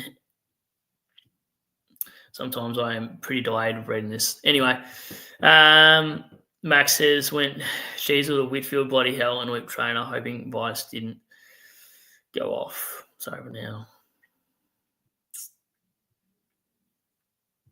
Oh, you mean Bice. Sorry, I was wondering what you meant. You mean Bice. Yep. Sheasel to Whitfield's annoying because they're probably going to score around the same. I was going to get rid of Sheasel myself. And whipping trainer's 82 wasn't the worst thing for Bice. I read that wrong because I thought you were talking about Bice captains for a second in that comment, Max. No, not too late exactly, Aaron. I agree. What do we got here? We've gone for an hour 10 and we got 50 online on a Saturday night, talking a bit of SuperCoach. Old mate's JG's got to charge his laptop. So normally it's my internet issues, drops me out, and then I start streaming on my phone and the host takes over for a bit. Like we've seen that with Rookie Coach and SuperCoach God. So hopefully not doing that a third time this week because if I drop out, I'll be annoyed. Who captain tomorrow out of McRae, Callahan, or Brayshaw? If I had Brayshaw, I'm probably going Brayshaw, to be honest. Brayshaw's doing well. I don't have that option of the Brayshaw out of those guys. Matt Crouch has to be out for Pete Wing to go well. Yeah, good point, Causa. Love that point, actually. Warner even got subbed out tonight. Yep, going to be cheap, Corey. End of round 5, Cam. End of round 5, they do. Don't forget to give us a follow too if you want to see notifications for the live streams. We do a Saturday night and a Sunday live stream, and then sometimes during the week just for a little bit. Jonas says, Shorty's a bum. He had a label on the bench and no emergency. Shorty, what are you doing, mate? Oh, God. Corey, my week with the trades is great. Hewitt to Smith, Horn Francis to Marek, and Nevitt to Bias. Yeah, it is actually. I thought this was going to be carnage, Causa, but you're right. I fielded trainer and Bias this week. Same here, mate. Well done. What do we got here, Andrew?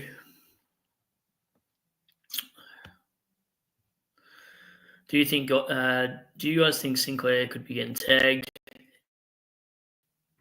I don't think so. No. I think if anyone gets tagged, it's probably McRae. Yes, Campbell, I'd get rid of Jaden Short to answer that as quick as I could. Yes. Some new faces in the chat too. Those new faces give us a like and follow. I think JG is back. I'll just add him to the stage. Always keep the charger plugged in. How's your laptop charging going now, mate? I just got you back. Yes, all charging up now, which is good. But yeah, it happened on Sunday night as well. I need to remember to always put the charger in before I go live. Have you seen how many times my internet has jumped out midstream, and then SuperCoach God or Rookie Coach has had to take over my channel for a good 5-10 minutes? I have, yeah. It's quite funny. I remember one last year when Rookie Coach full had to take over on your own channel, which was pretty funny. Speaking of him, he's just messaged me saying that he might not be too far off and might be joining us. Holy shit! That's good as I want this to happen. It's been good this year because I haven't teamed up with many people before this season, so I feel like it's a bit of a breakout pod year for myself. Yeah, I just reckon it's so much better, like collaborating with people. You get different opinions, and then you also get different audiences as well. Like you go on other people's channels, and like some people that may not have been aware of you, then see you, they sub to you. Yeah, it's a good thing to do. Yeah, I think definitely a bit more interaction from like random people you haven't seen before as well, or questions you haven't seen in some of the chats as well. And then getting opinions from yourself. Like we get opinions from some of the people in our group chats, but to get a live opinion without the statistics and just talking about it gives us a really good side, especially if you've missed half a game and the other person in the actual stream has watched a whole entire game. You can sort of get a better grasp of it. 100%. Yeah, I know it helps me as well from when I like actually speak about it and like answer questions. It gets me thinking about things as well. So yeah, it's positive. I think you've almost convinced me tonight to just chuck the C on Callahan, to be honest, after this chat too. Yeah. Well, yeah, but if it goes wrong, I wasn't the one that told you to do it. I'm pretty good at, like, if I make a mistake, I never hold anyone accountable apart from myself because they're not the one that presses my buttons on my phone. Yeah. Um, Bills has got probably a hold and then get Stewart. He's talking about the short to Stewart trade. I'd probably just go short to Stewart same way. Like, depending, once Stewart bottoms out, you could probably do that. But Stewart's going to score better than short, so it depends what's more important to you, the cash or the scoring. What do you reckon here? Not too sure. Like, how much is he going to drop?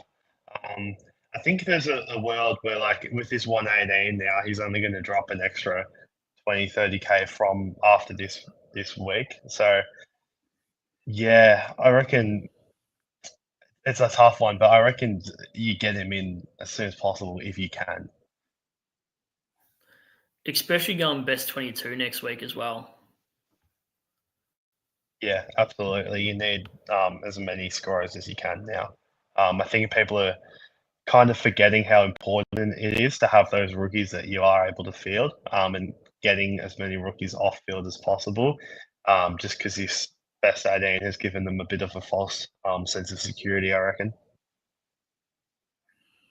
Agreed. And then Yaron's got trainers 82 is exactly why I didn't bother with bias, but saved the boost at least. Yeah, I feel like that whole trainer thing has actually stiffed a lot of people for the bias, whether it's bias being on the bench or just not bringing him in because how well trainer scored.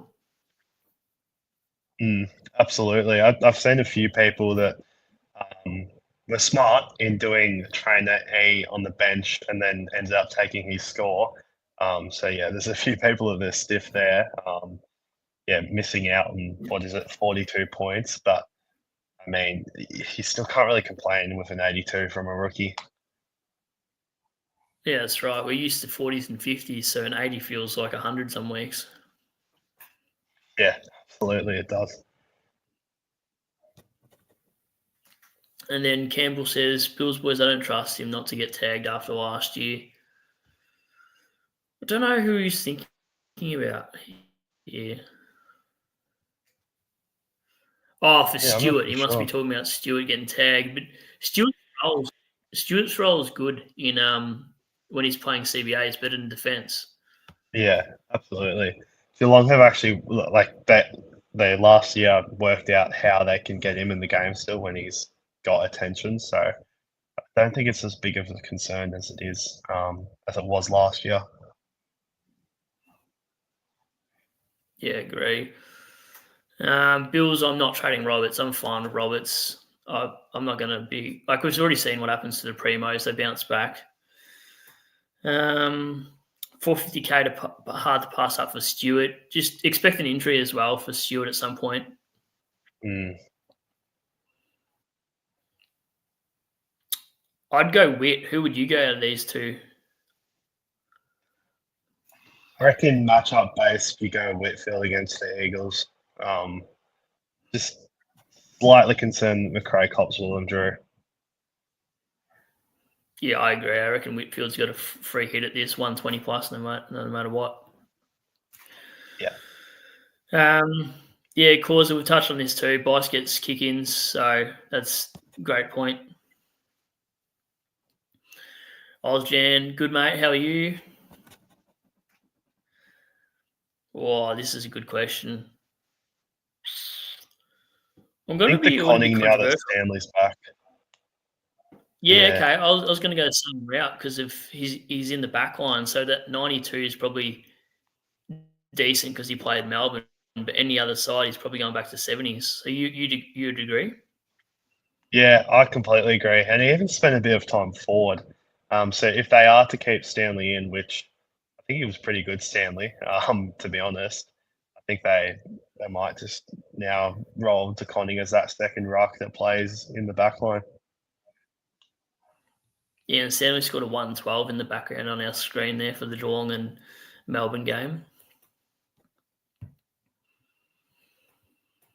Aiden says definitely right with the projected though, rookie coach. I've got Ash, Callahan, and Richards all projected around 80. I think they will go well over. Yeah, projections aren't really any good until mid-season anyway. Once your players have actually got a decent sample size for their projections to get a good read of what's actually going on. Okay.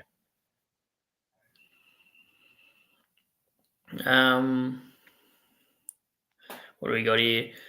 Fab's forgot vice captain. Sorry, forget vice captain. It's vice captain from now on. Good one. You see what I said? Said what I said in the chat. I'm actually going to VC Bice this season. I'm not even joking. Yeah, well, I if it don't know comes who up I do. against a Melbourne, maybe I reckon, like you said, or St Kilda,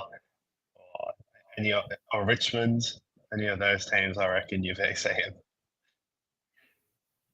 Yeah, I'm going to have a look. Who do Sydney play? Bice. Bice plays Melbourne round 11. I might do it then just to be sneaky. Yeah. The only problem is I'm looking then, at that exact same thing as you.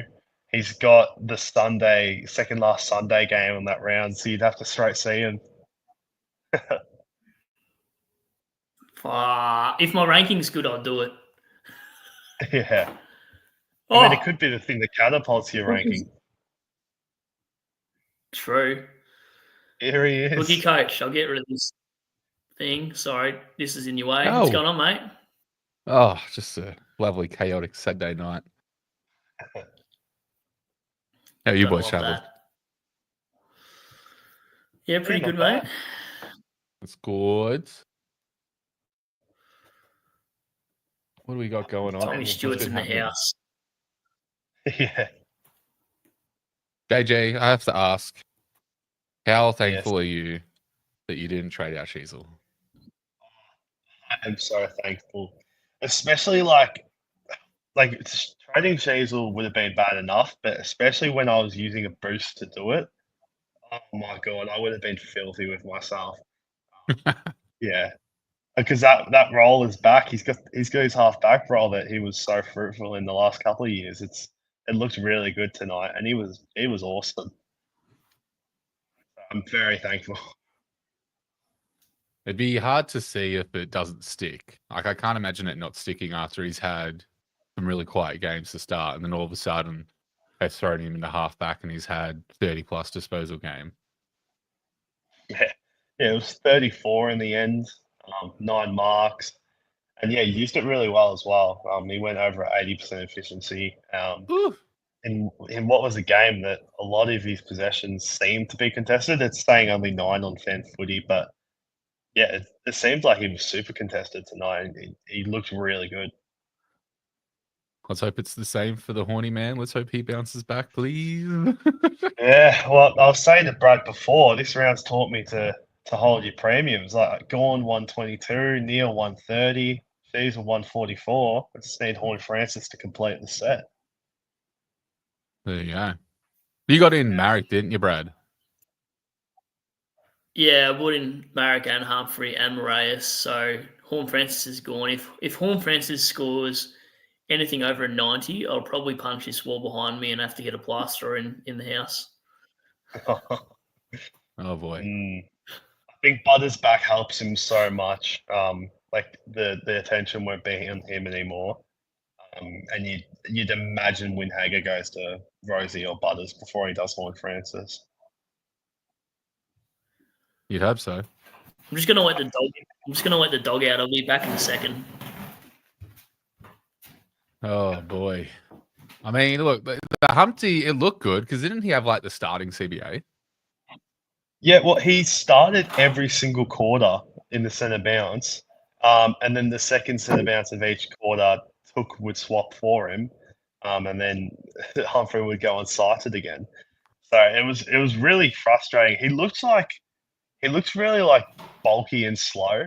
and he fumbled so much, which was so He looked frustrating. absolutely gassed Yeah, at but moments. I know it was hot. Like they got offered the heat policy, which both clubs didn't take. So I'm hoping maybe next week can gather around a little bit colder. Humphrey can go back to those 100+ scoring.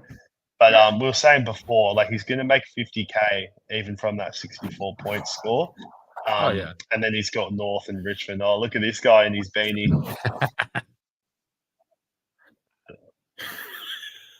Hey, we showed up today. Like we didn't get thumped by 100 points, and I was a bit cold. I had to let the dog out, so I just thought I'd put my Tigers beanie on.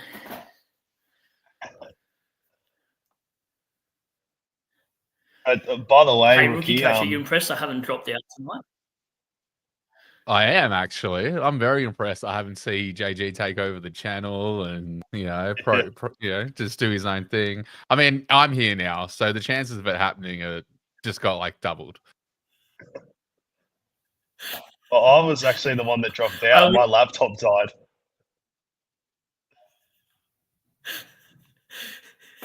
There needs to be like a side sports bet for this to happen. Like I went to show SuperCoach God my internet box in my house. I showed him it and I accidentally hit one of the wires on the box and he took over my channel for a good couple of minutes and he's like, what do I do? Do I read the comments? That's funny. I got stitched up. The Rookie Coach, how do you feel about straight seeing Zorko? I was saying before, you're not alone.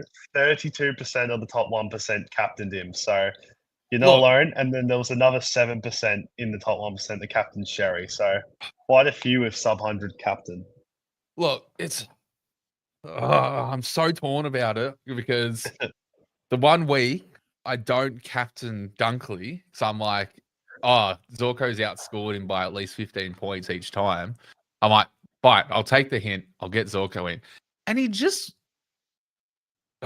guys, whatever I do, don't do it, please. Don't do it. I think we're all in the top 2.5K. This is a pretty illustrious stream we've got going here. Oh. We're all pretty highly ranked. Yeah, let's check it in 6 more rounds. Just a little bit more checked in. Yeah, I don't know. I feel like we're all going to have a good year. I think so. I think we will. I mean, we've all had ripping starts, and it kind of I believe like even watching the first year and trying to take lessons from that, having a really good start and even just starting after the bye rounds in a higher rank is less of a challenge, and like you have a much easier time chasing the topper ranks. Whereas if you start the round or the after bye rounds and let's just say the 20K, for example, it's a little bit of a chug, but like, that's all I've been really focused on is just, I don't know, holding on. I don't know if I'll hold on to top 1% this week. I'm really scared, but we'll see. We'll see. I'm not gonna lie. As soon as I have a bad week, I don't watch any content. Like I just tune out. I'm like I just do like one of those coaches, and I'm just like crack the shits. I hit the gym really hard. I don't watch anything. I just until I'm back on a winning streak. I sort of SuperCoach can make your week shit, especially if your team loses the same week. You get really butthurt about it. Then you're like, all right, it's just a game. It's more important things than just bloody SuperCoach. But you just get so into it every year. It's hard not to get obsessed. Yeah, I'm the same.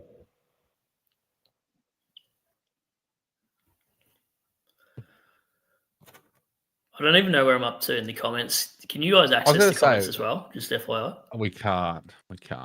Well, I can't. Maybe I'm just not as special as JG, but I can't.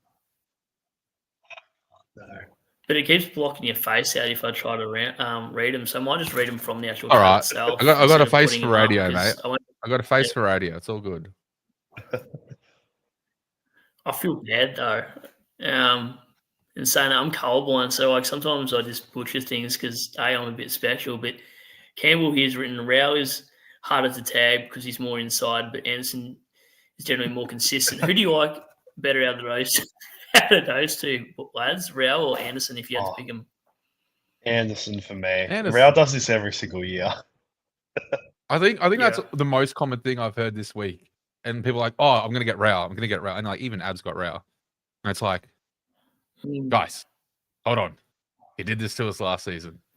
Purely Yeah. based on that alone, Yeah. I'm not going there. He may burn me for doing that. Like, yeah, he looked different. He had a sprint coach, all that cool stuff. But I'm not game enough to take the risk.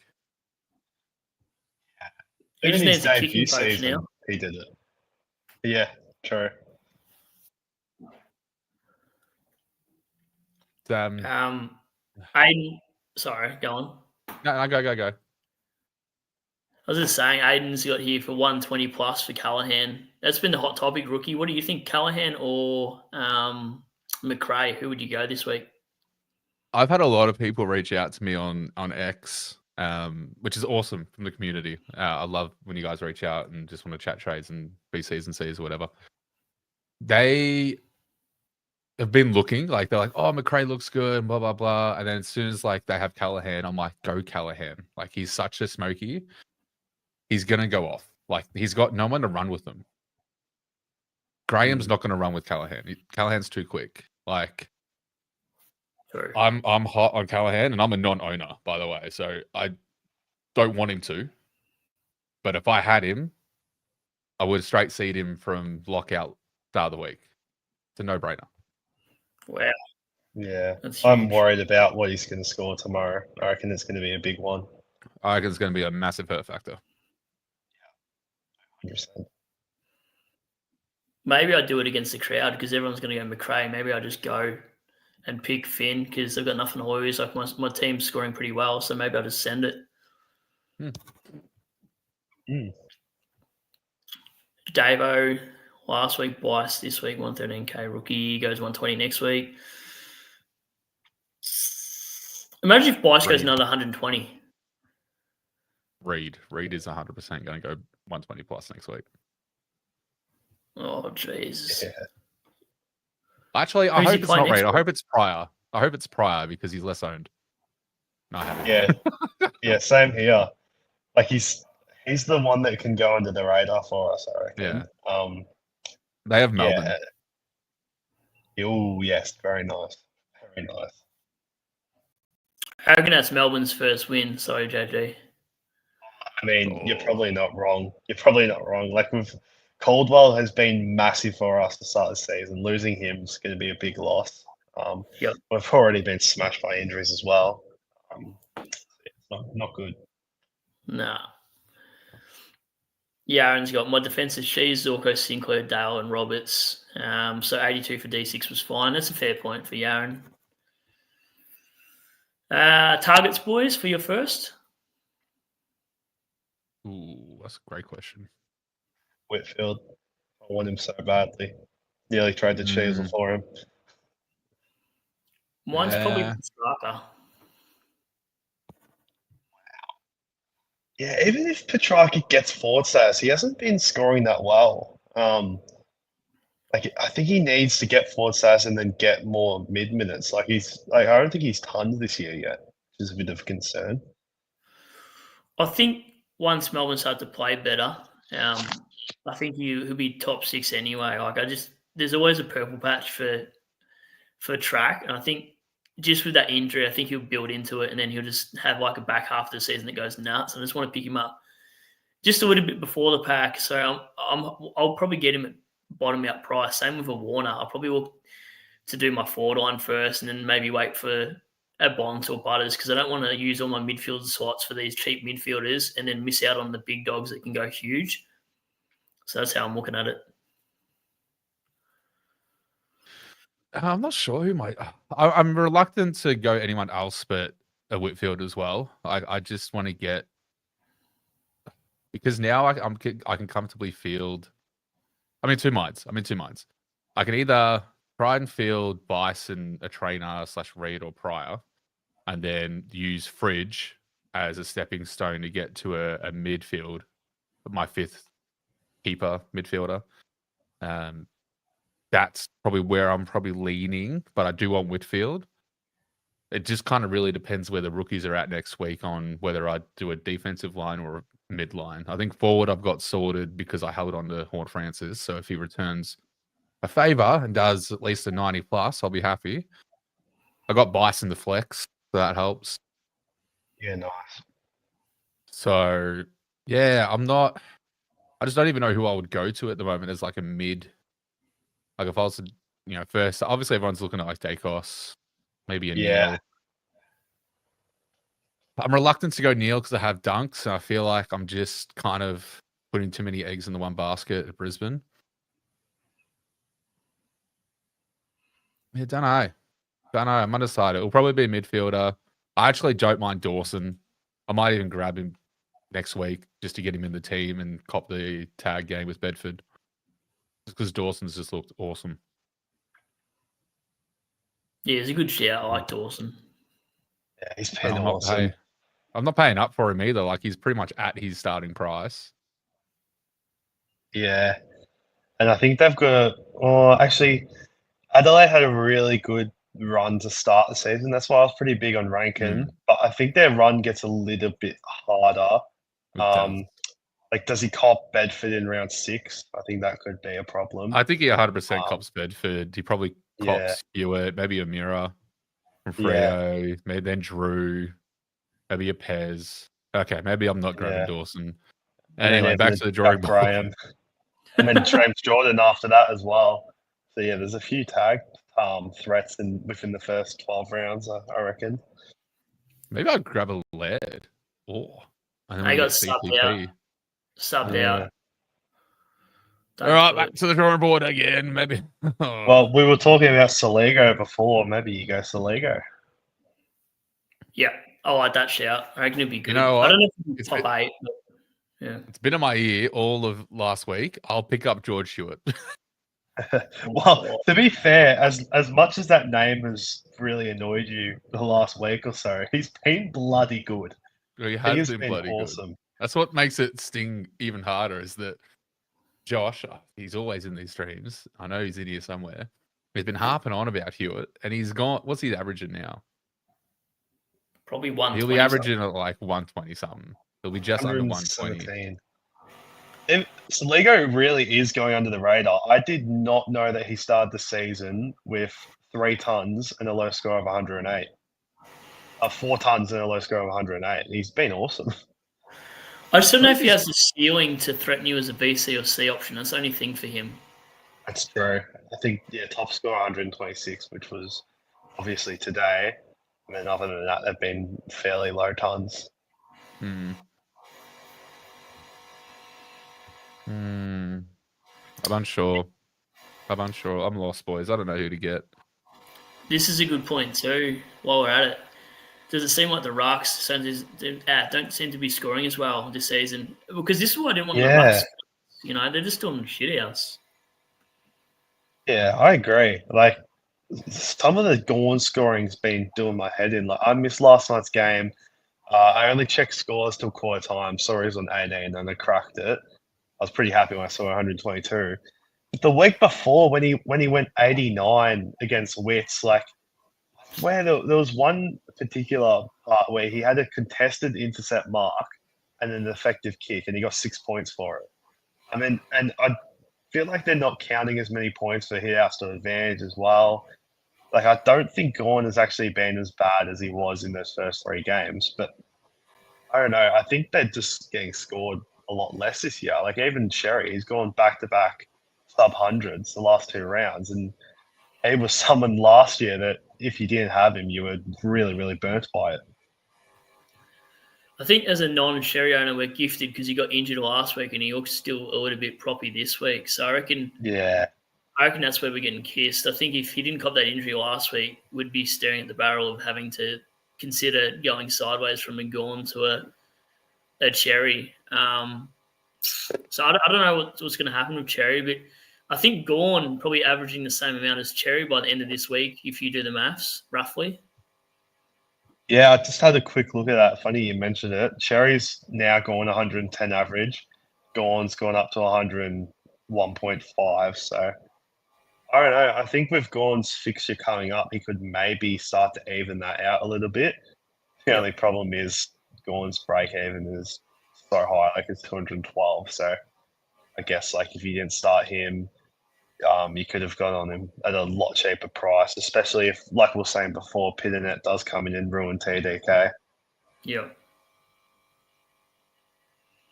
Mm. If Pitto comes in, we're stuffed as TDK owners. Like, we've got to get out of that if he's still staying there more than 2 weeks. Yeah, absolutely. Like in Gorn's next run, next week he's got Essendon, which that double ruck setup can sometimes actually restrict a few ruckmen. But then he's also got Freo, which Shrek might be back by then. But then he's got Richmond and West Coast. So I think they're 2 big scores coming up in those rounds. But yeah, I don't know. I don't know if Sherry's 100%. I don't know if I'd be comfortable going TDK to Sherry if Pitternet did ruin him. But let's just hope that Pitternet doesn't come in and we can just ride out TDK for the rest of the year. Yeah, no, I agree. Campbell, I've got 200k spare in the bank for SDK. Already have Sheasel Holmes, Roberts, short trainer, Bice. I don't know how much money that would give him to play with, but probably go on Clark if I did the math. Don't mind a Clark. Yeah, I agree. He's got a good run coming up as well. I think Freo's run's pretty damn good after the Dogs. Well, they got Richmond after the Dogs. Oh, Yeah. God. Yeah, Richmond and Melbourne. So for a half backman, they're 2 pretty good matchups. I'd probably VC him. If Freo are playing a Saturday, I'll VC Clark. If not, I'll just straight captain him. Yeah, Richmond, Melbourne, Adelaide, Saints, Collingwood. And we just saw, so obviously Richmond, Melbourne, they've been leaking points to halfbacks. We just saw Adelaide give up 163 to Rioli. And then St Kilda and Collingwood are notorious for giving up points to halfbacks as well. So Clark is a really good shout. Have you seen this in the comments too? Jonas says, rookie coach, a.k.a. Goldilocks, has overtaken Brad for subs. That's a fair shout. I'll leave it up there for you, rookie coach. Goldilocks. I don't know. I think you're ahead of me now. I haven't been counting, to be honest. Like, Jonas is the only one counting. He mentioned it, and I checked it. I was like, "What?" Because I'm at like 137. I think you're at 138. 538. Yeah, I don't know. I don't know. Jonas will tell us. I'm the slowest burning rookie on YouTube. I've been doing this for 4 years. You're the mature age rook. Literally. I don't know how to pronounce that name. I only did VCal, as I've mentioned before. So who do I captain? I've got Sinclair, Rosie, Callahan, Horn Francis, and McRae still. I probably reckon Sinclair, lads. What do you think out of those options? Yeah, Sinclair. Yeah, I go Sinclair if you want a safe score. If you want a ceiling, probably Callahan. But I think either way, I would 100% always lock Sinclair in over Callahan. Hey, Jonas. I don't know if you can see that, mate, on your fucking Nokia, but have a look at that. Get that up, yeah.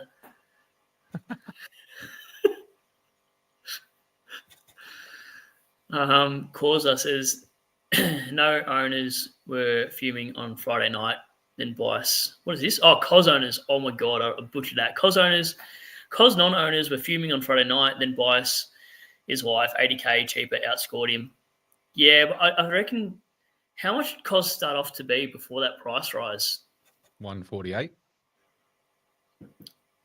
So I assume a lot of people wouldn't have surely paid up. They would have probably just bought him for 148, right? Or am I wrong in that? No, so they probably would have got him in for 148 before, because he had like a 45 in his first. Then he came out with like that 84-ish. And then he was still at that 148. So then people got on him there. That's before, really.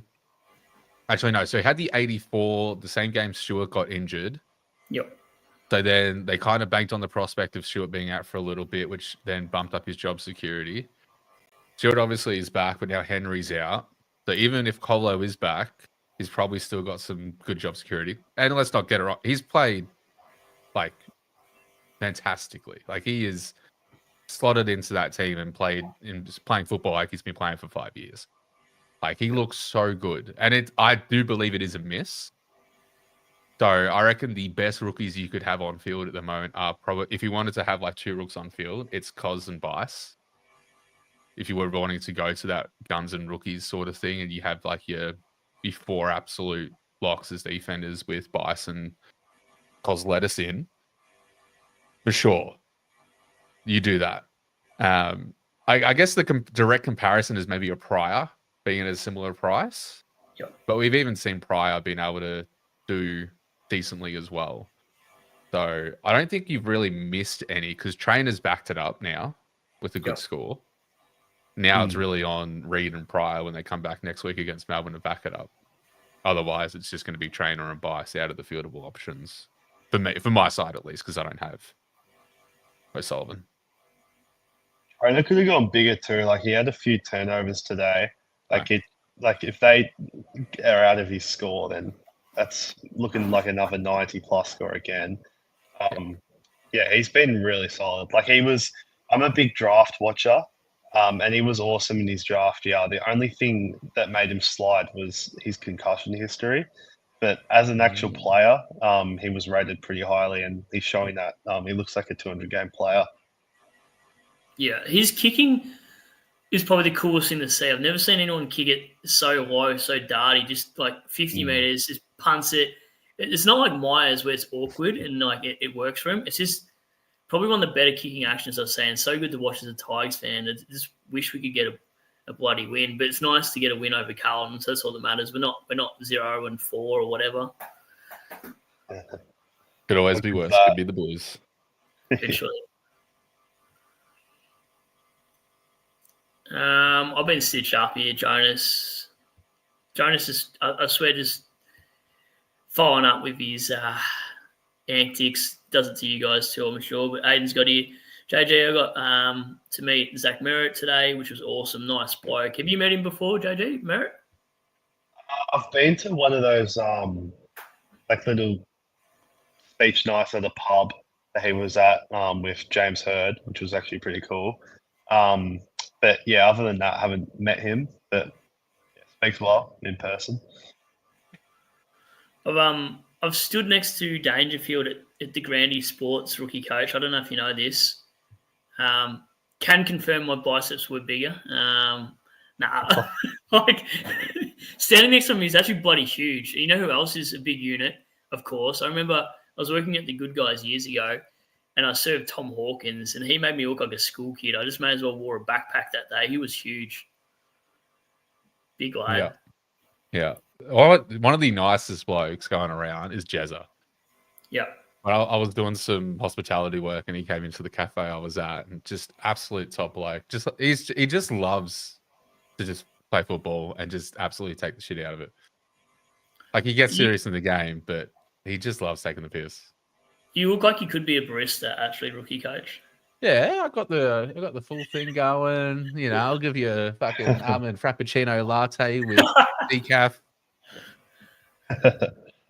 What do you reckon? What do you reckon Josh does if you had to have a guess? Because I don't actually know what he does for a career. Do you know, rookie coach? What do I know? What I do? No, what JG does.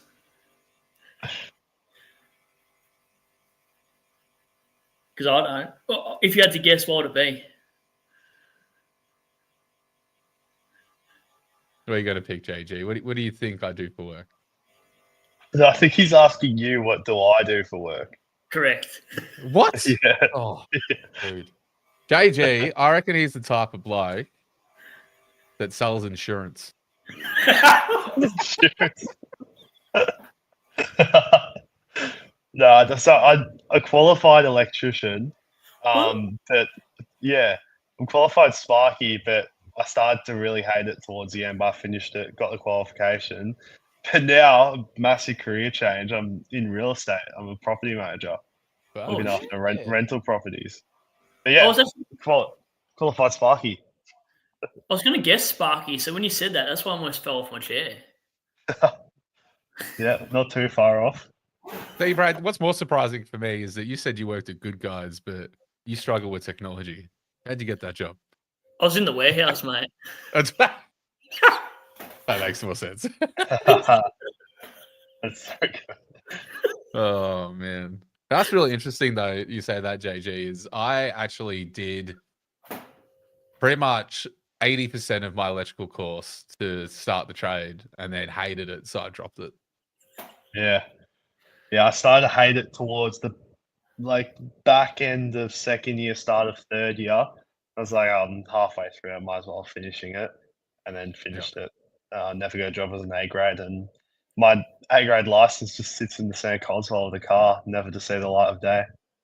Yeah, there you go. It's like I've got a bartending, no, not a bartending license. A bloody, what's the alcohol ticket called? Okay.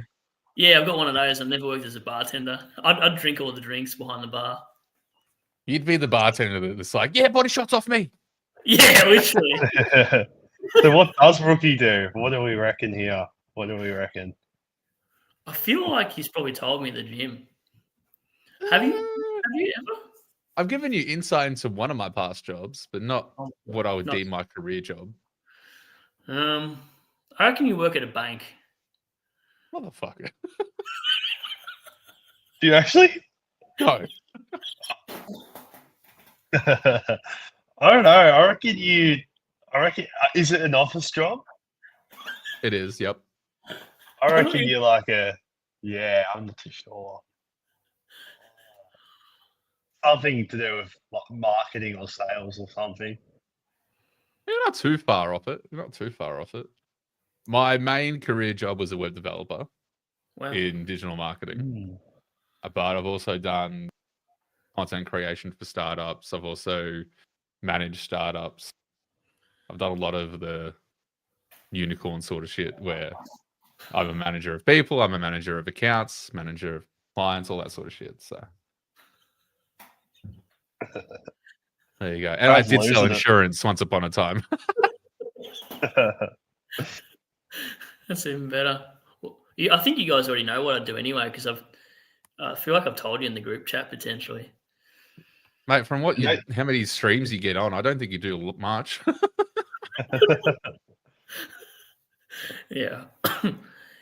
Every previous girlfriend has been like, I swear if I didn't know what job you did, you'd look like a drug dealer. And I was like, wow. I don't know if I should be offended or I should love that comment, but what do we got here?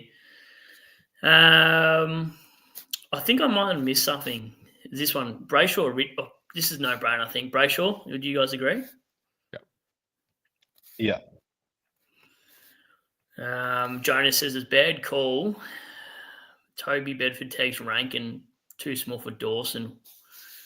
Do you agree? Maybe, but I think he's tagged Dawson before. Last year, not too sure. Might be wrong, but yeah, I guess like size-wise, he's a lot better. I mean, Bedford's tagged Bomb before, who's like massive as well. So I don't think it really matters. He just clamps anyone. Yeah, that's true. Looking at last year, Dawson, the loads, went 94 against Giants last year. So that looks like a tag without seeing what actually happened. Yeah, it's hard to know too because that footy fan's inaccurate anyway, as we saw that Rao tag. Like, you can't really go with previous years unless you actually watch a game because it's sometimes unreliable what they put beside the player. Yeah, 100%.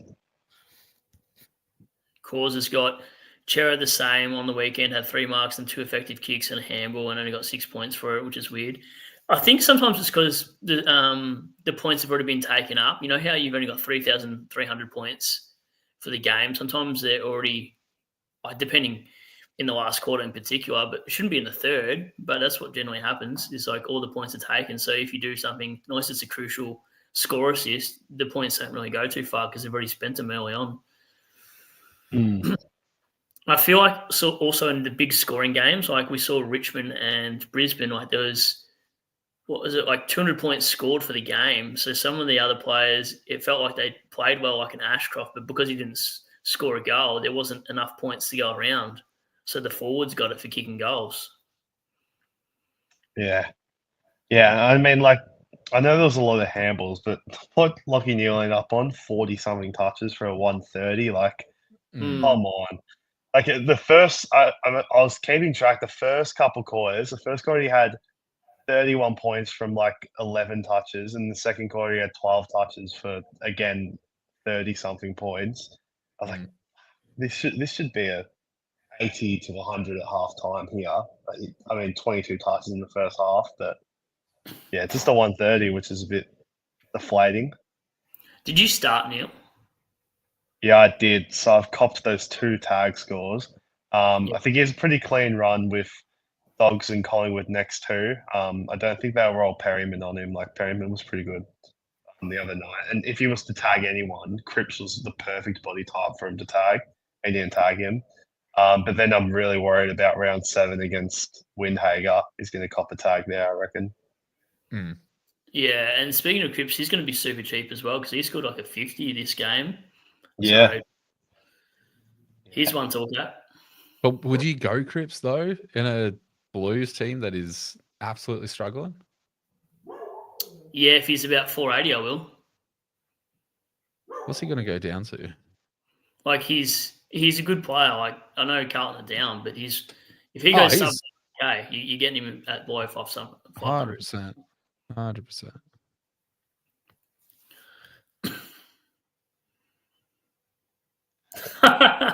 Rollo bloke, oaf Rollins. Gee, as I sputtered up, I was waiting on Rookie Channel for the live stream. Uploaded. G'day, fellas. Cheers for the live stream. No worries. Give us a like for the stream. And if you haven't already subbed to the channel, sub to mine and you'll get the same notification, I suppose, between our 3 channels. I'll put all our channels in the link anyway after this stream as well. Realize I've still got my visitor tag on from the hospital. Get that off. Yeah, Rollo, I had a bit of a personal emergency to go to, so I couldn't hop on at the time that I was planning to. So handed the baton to these 2 boys to handle it for the After Dark stream, and they've done a tremendous job. Thank you. Also, Rookie, what are your thoughts on Chris Scott? Should throw Mana in the CBAs? What do you reckon? Mate, when is Chris Scott ever going to do anything logical? Like, let's be honest. Mana shouldn't have started in the VFL in the first place. He had an absolute ripper time when he played some games for us last year. Like, Yeah. it's really tough because Mana's now probably going to get Nevitt's spot. And if Mana does really well, where's Nevitt going to fall? Mullen is playing decently well as like a run with defender as well. Like, because he's done some kind of lockdown jobs and done well in it as well. Because he played on Cameron, I'm fairly sure from memory, when they versed Brisbane, and limited Cameron very heavily. O'Connor, depending on the game. Clark's probably the one that's going to get stitched up more than anything. He got stitched up last season. He's probably just the boy that gets stitched up every year, until he decides to come out of the woodworks and do something good for us. It's just really hard. And they saw what Stanley could do in the ruck and what TDK brings to the back. What SDK brings to the back line. So I think we're going to see some like magnets being thrown around again. But I think Madna holds a spot. He did quite well. So I don't see him leaving the team anytime soon. Yeah, I agree. I think he's a good player. I don't understand what Chris Scott does with half of his moves, to be honest, especially the laid outs bullshit annoys me. Jonas says, Brad, you obviously missed Shorty's latest video where he talked about all the school students stitching him up about his haircut. I haven't seen the video. Have you seen Shorty's haircut? Do you know what happened to you? I mean, I saw one of his latest videos. I didn't really take... Not like the hair is the thing I take note of when watching a SuperCoach video, but I mean... I might have to give it another watch over, critique it. Well, you do look like you could do a Garnier ad for us, Rookie Coach. Yeah, see? Perfect. Oh, shit, that's funny. Someone guessed Labra. I don't know who that was for. That was for JG. Oh, true. I can see it. It's probably not too far off. Yeah, probably the Murray. Any other tattooers in the chat? I don't know about that one. I wonder. I'd like a new tattoo artist. Like I've done like 90% of mine by one person, but I wouldn't mind going elsewhere. It's just always hard going elsewhere because you don't like if they don't do the same kind of artwork, it looks a bit odd. Mm. Corey Zorko got 0 points for 3 run out of the squares in the second quarter. Was stuck at 57. This is why I don't watch the live scores. Like I'll check after quarter time, half time, third quarter, blah blah blah. But I try not to look at it, or else I've taken it personally, and I'll probably cry myself to sleep every night.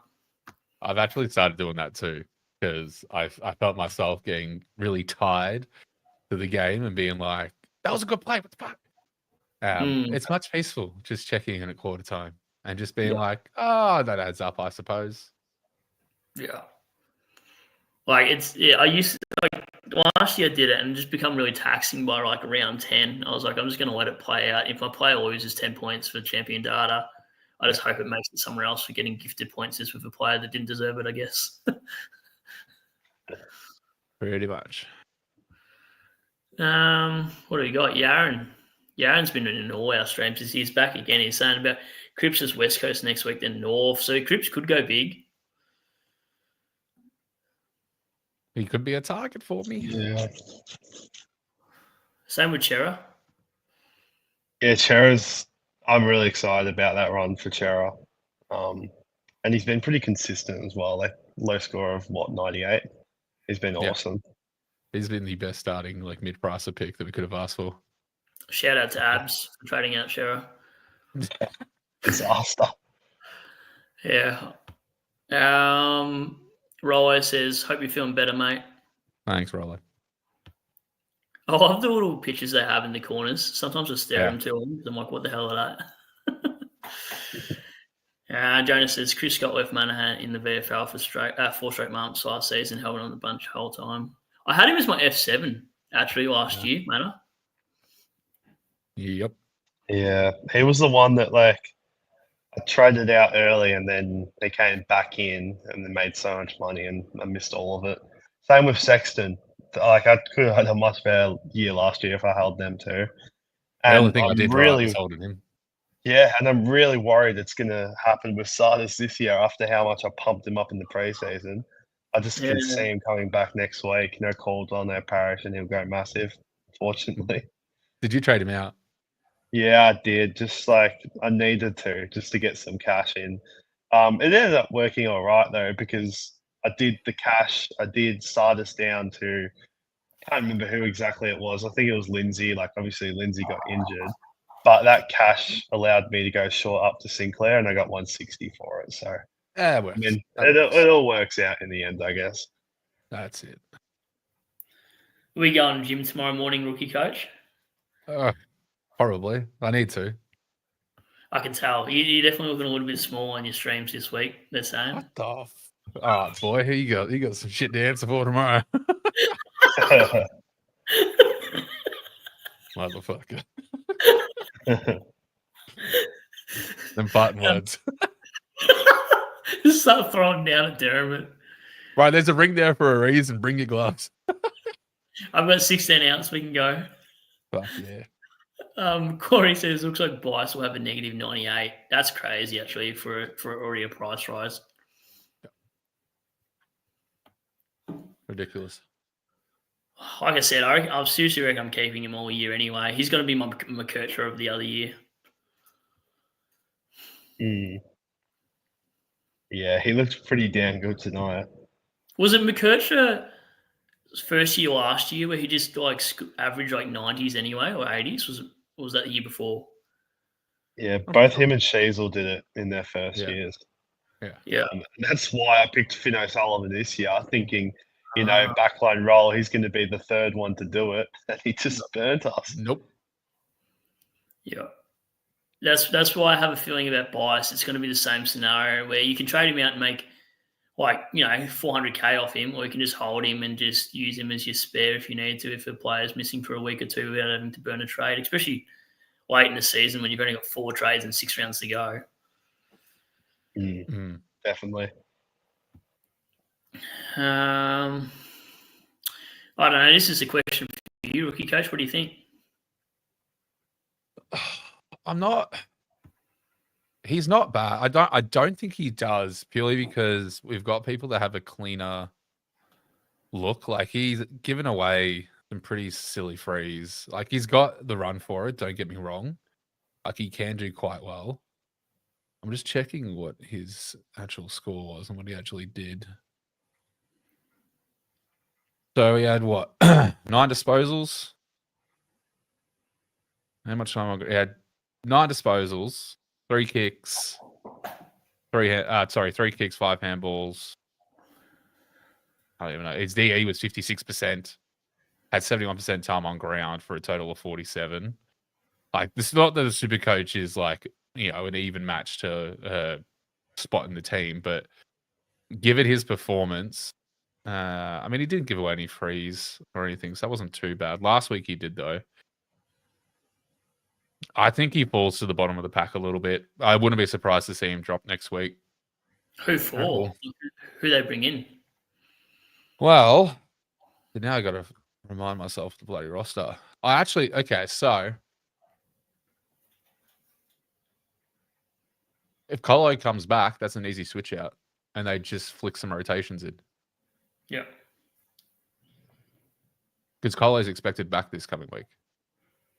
So I'm not sure who would swing where. It might be...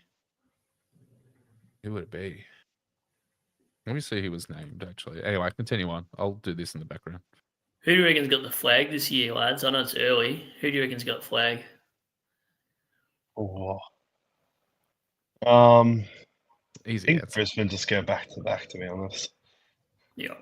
They're just, they're good. They're very good.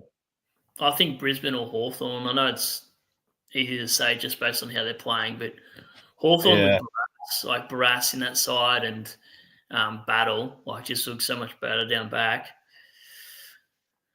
I'd love Suns to make their first finals. That'd be cool. I was just thinking that.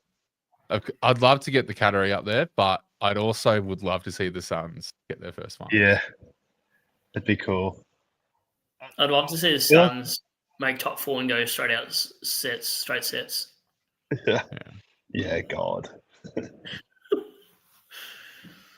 All I know is that I want Melbourne to win the spoon so that we get pick 1, because we've got their first round of this year. It's possible. Yeah, I win 4. Every single time they lose, I just get a little bit happier. Who do you reckon's more of a shambles at the moment, you guys? You've been watching the start of the season. Melbourne or Carlton? Who would you rather be? Oh, Carlton. Like, I'm sorry, but to lose to you guys when everyone was expecting a 50-point win, that's outrageous. Yeah. Be interesting to see, like, if either of them can still make top 8 from here on out. I feel like both of them definitely won't, though. No way. Oh, I mean, like, Hawthorn started 0-5 last year. I think Brisbane started 0-4, won the flag. Like, you can definitely bounce back from these performances. But Melbourne just, both of them don't even look like anywhere near bouncing back. Yeah, I agree. Like, it's early, but Jonas wants me to bring up around the state leagues on the AFL website. Is he just talking about VFL? Is that what he means? I had a look today. Obviously, I kept Camper Rally. And it was actually his brother Ben that played well in the VFL today. He had 21 touches or something. Fortunately, Lucas only had a goal and like 13 touches. So I don't know if he's going to be coming back in anytime soon. But Carlton 0-4, there's a lot of players that need to get dropped. I hope we can get him back. But who knows? We might get his brother instead. Yeah, I don't really look at state league early on, like, for my rookies at all, to be honest. Like, if they're not playing after 2 games and they're not named emergency, I just pick, like, know that they're basically almost dead by then. Like, Yeah. I probably only look at them over the buys, over the buys to see if they might be a sneaky chance to come back. But round 2 or 3, I don't really care too much about what my rookies are doing. You just got to get the right cows. Yeah. It's hard to read into the mind of Chris Scott, but rookie, if you were a betting man, how far off do you think Nevitt is, considering he's got plantar fasciitis, but he was emergency last night and managed? I would not read into the emergency at all. He was never a chance to play. Planter at that young, considering he's only played 3 games and was the sub. So sorry, he played 2 full games, really. So he played round 1 and 2, was sub last week, and then called out this week. Probably hasn't been training. It's an easy 3 to 6, at least. Yeah. Isn't it? Like plantar fasciitis is not something to mess around with. Like we see what it's done to Mills. Now, given Mills is older and probably needs to have a bit of a slower progress back into it, sure, but it's not that type of injury where if they're younger they're probably better off, or it's a quicker bounce back. In a game of football, plantar is pretty bad. Like I've even got it. Like I have flare ups of it sometimes if I run too much or whatever. Pain in the ass. So what you're saying is I've got to cut my losses and sideways into Sardis next week. Bring Sardis I mean, you back never in. know. Chris Scott they could inject him with some cool shit and he could bounce back and be named, but then be a laid out, and then you're stuck with him for another week. Yeah. You never really know, but I traded him out. So I traded him out this week because any hindered plantar issues, I'm not, because it's going to be inconsistent. Because he might come back for 1 round, but then he's managed again because it's flared. That's why I'm not keen on Dacos this year. Like Dacos this year is too risky for me. Like he just looks out of it. Like he looks so soft. Like coming off to the bench, checking his shins, then he's looking at his foot. Like, and we know he's dealing with it this year. So that's why I'm like, even if he gets the 500K, do you think he's going to get managed later on if Pies are going to make finals? So like Plant is so risky. I'm not even interested in Mills when he comes back, to be honest. I'm going to avoid those kind of injuries. Mills, I think, is a little bit different though because he actually tore it. Oh, and that's actually better for that sort of injury because it means it fully reconnects and heals. Whereas when it's just a flare up, it's still got that damaged tissue. Whereas now it actually has the ability to fully heal back or have be surgically connected and then re-healed. Whereas before you snap it, it's just complete management. That's literally all you can't do anything with it. You can't cure it. It's just management. Whereas if you snap it and you fully do it, you get it reconnected, you get it healed, and it's pretty much good to go. So I kind of back that with the Dacos thing. It's definitely one to watch. Like I think I'm just gonna be waiting until people bottom out. Like Dacos could still be a great pick. He's just not going to be your M1 or M2. He might be your M5 if he doesn't maintain form. But who's going to complain about having Dacos at M5? Yeah. Yeah. What's your projected, everyone? Mine's 1927. I think it started around as like 1853 or something like that, but at the moment, 1927. 2056. I'm kidding. Is it actually, or you take the piss? Yeah. Oh, God. Any chance I get. I'm never going to be able to let that down. Live that down. Not while I'm here. Sorry, man. I'm predicted 2012, so I'll actually take that if that eventuates, but I doubt it.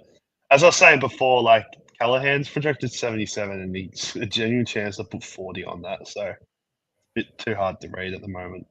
Yeah, my projection's sitting at 1950-ish, but again, that's a low projections for the rookies and all that sort of stuff. Yeah. So I think we'll see a higher par this week than what we had the last 2 weeks, which scares me. Yeah. Like looking at my projections now, like I'm obviously hoping Horn Francis goes over 83, but you never know. And Marias, like 42 projection, he's probably going to go higher than that, you'd hope. It's too hard to read into. The one player I need to pop off this week is Richards. Yeah, same. He will make or break my team. Yep. It should go well against like Freo. Like they're not going to tag. At least you know that. At least you know he's going to get a full free run.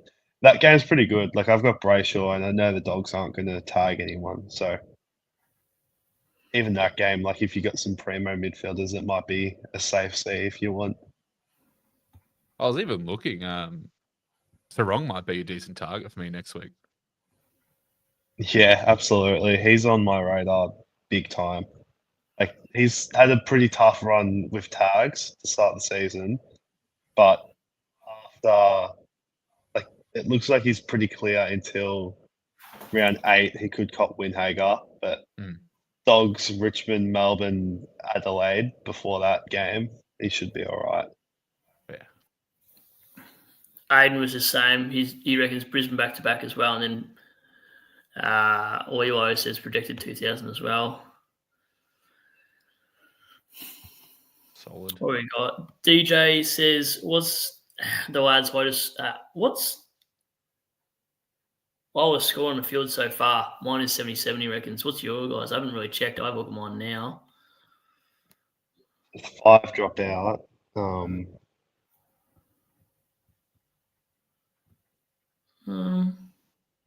we talking after dropout or just lowest overall? No, lowest overall, I think, because mine's 77. Mine's Hendo. Right, yeah, mine's Henderson as well. If we're dropping out scores, my lowest would be Ashcroft 87, which will be pretty handy.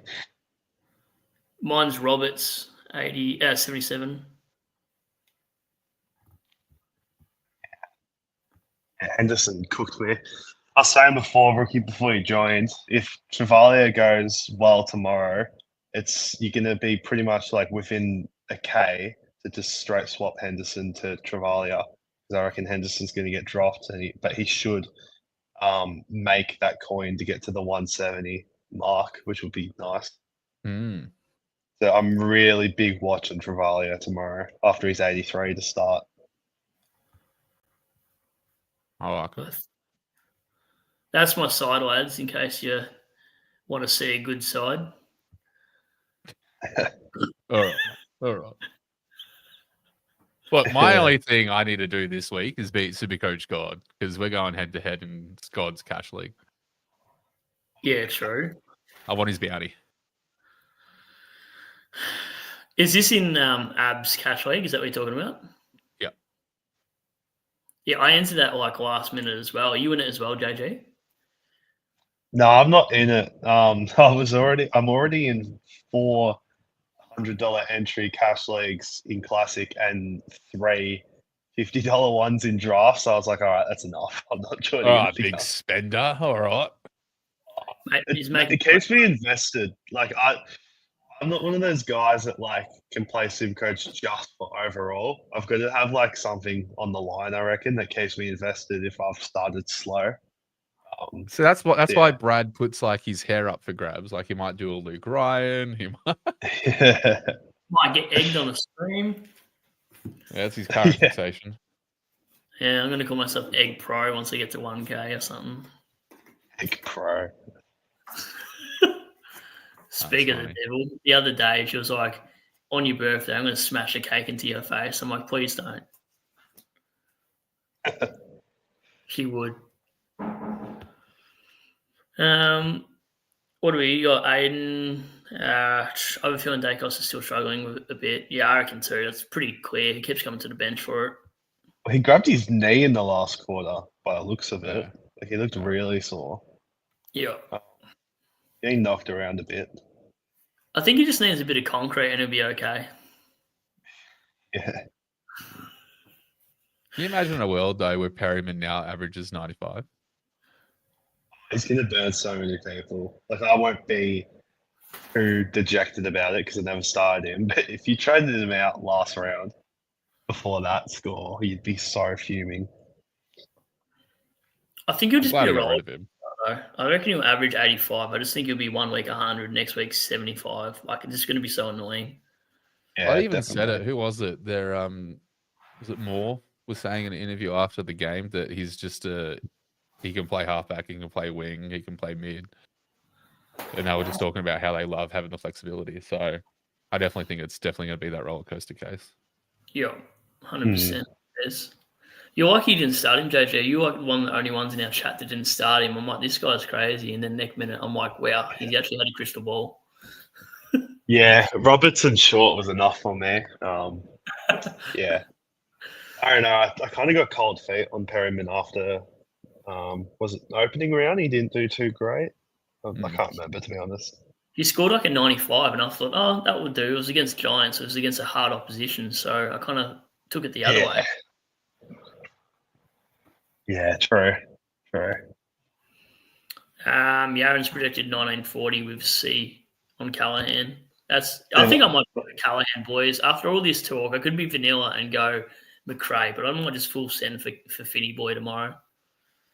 This is what I mean about projected. Like Callahan's projected 77, so double that. That's 144. So a 1940 projection with the C on Callahan, you're looking like having a pretty good round, I reckon. Yeah, that's why I hate projections in chat.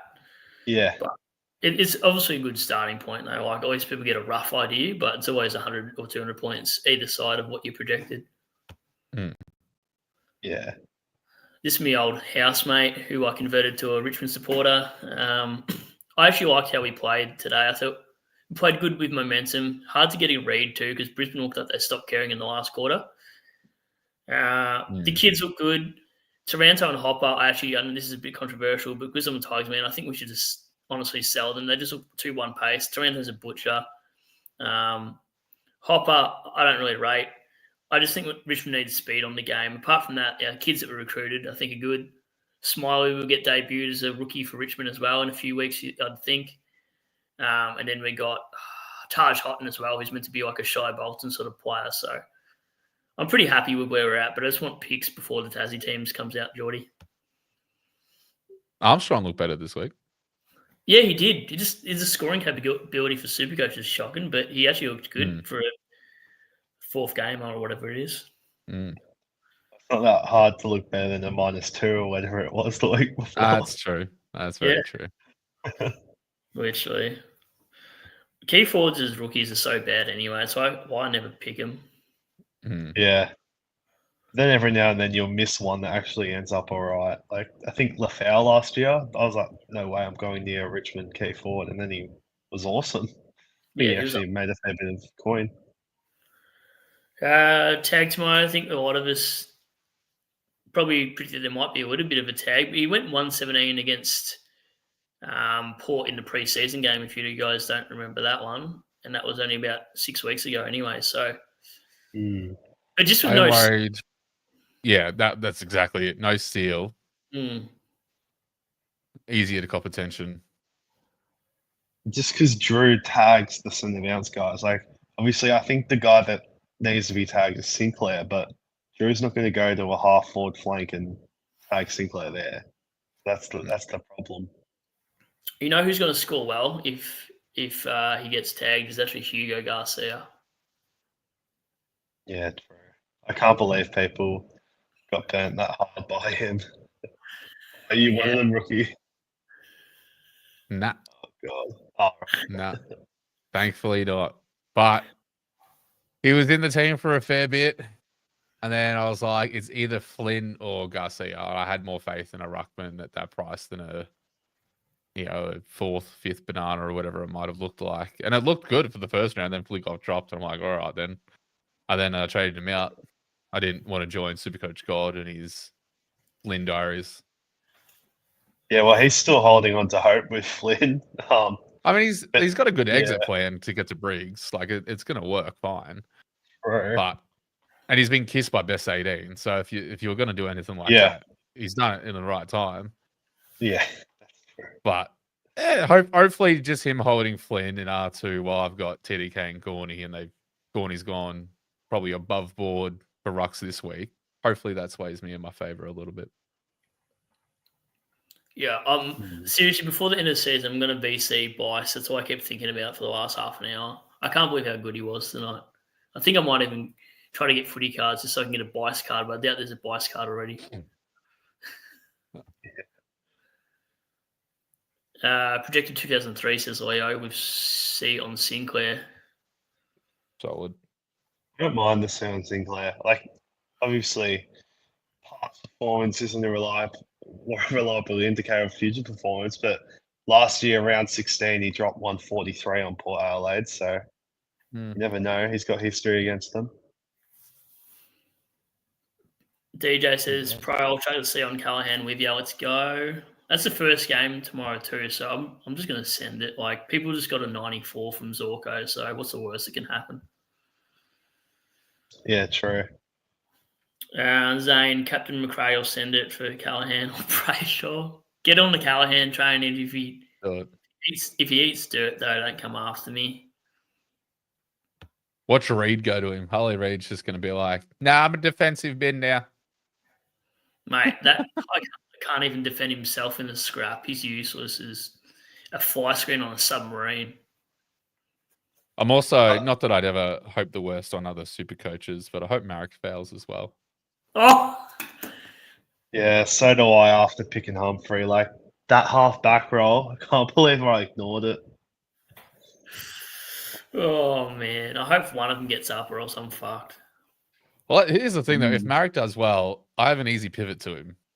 So I'm not Who's that? Well, Fridge is my playing card for whatever I want to do next week. Oh, yeah. Fridge, and this is the only reason why I've held him. Fridge can get me to Stewart next week. Fridge can get me to Clark next week. Fridge can get me to anyone, really, because I can throw Bice back in the defense and then Fridge to flex, and then I can take a pick of whatever I want.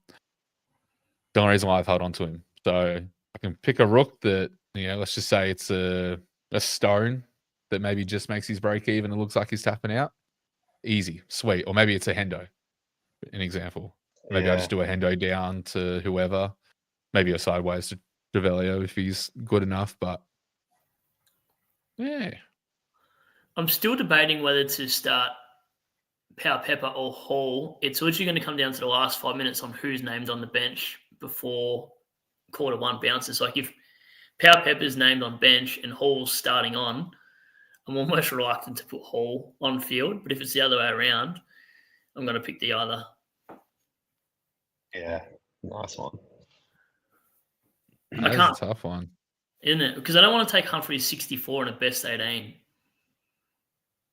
Definitely not. You'd definitely take a punt on one of them too, because 64 would drop out anyway. So I think you got the luxury to have a punt. I feel like Power Pepper had that 80 against you guys at home, so that he's got like history this season at home. But I don't know, Max Hall's actually been pretty decent. Like, I've actually liked him this season. I'm leaning towards fielding Hall over Power Yeah. Pepper. Because like Power Pepper had a really good first half, but then he obviously took the hit and then went down. And there's nothing, like, he was on track for another 85-ish, maybe, you imagine, which is fine. But we've also seen his form drop, in that first game where he dropped the 18. Whereas I feel like Hall's probably been a little bit more consistent. Does Hall even get any CBAs at all, like percentage-wise? Because nothing. So. I think he's just a high half forward at max. Yeah, okay. I feel like it's one of those picks that whichever way I go, it's the other one I should have picked. Yeah, tell me. That's my captaincy scores. It was VC Smith or VC Zorko, and I thought debut week for Bailey Sniff, and he let me down. He didn't let me down. 108 is perfect. Love that. But should have taken it, clearly. Better than bloody Zorko 94. Fuck. As a Cats man, do you feel like you misread the Baz situation because he's definitely top 6 and you didn't start him? No, I actually don't think I did. Just pull on your leg. Nah. You can pull it all you want. Keep pulling. Honestly, I don't think the 94 captaincy is as bad as you think. Like, I just added it up then. Obviously, Sherry and Zorko both went 94, and in the top 1%, 40% of teams have chosen either of those two. So there's a lot of teams that have got 94 as a captain. It's not the end of the world, I don't think. And that's why I think logical, JG. I want to be hurt by this. Right, I need to drag this. I'm saying it's sitting pretty with Gorn's 122. So Ah! Yeah, there you go. When you're in my world of hurt, then you can talk, all right? That's funny as. Bro, he says, I'm a Cats man, but after seeing the list Tigers put together back in 2010 with onwards with the high picks, it's even better 2 or 3 years. Yeah, okay. So I reckon Flag 2029. That crazy call, but anything's possible with the players they brought in. I actually just don't think we've got the right coach for it. I think the players are there, but I just don't really believe in Uze and the way the game plan looks to me. Like, I can't get a good read of how we're playing. We get destroyed off half-back flank. That's our biggest issue. We can't lock it in the forward line. So that's what I'm just worried about. There's no pace in that system. So anyway, not a Richmond podcast, but whatever. Sometimes it feels like it is. Yeah. Are we out of here, I reckon? It's 1:45 in the morning. Yeah, I was just about to say I'm going to call it, I reckon. Yeah. 2.5 hours, decent effort. Yeah, you boys did well. Yes. Thanks for both jumping on as well. Appreciate it. Don't forget. No worries at all. To give a sub to these two fellas. I'll put them in the I'll tag him at the end of this video. And thanks again for jumping on, both of you. No worries. No worries. It's been fun. We'll have to do it again sometime. I'm sure we'll be on that mega stream tomorrow as well. If you lads are keen, I'm sure we'll get an invite to that at some point. Yeah. We're chaotic. Yeah, I know. It'll be, especially if there's like the others in there. Catches. There you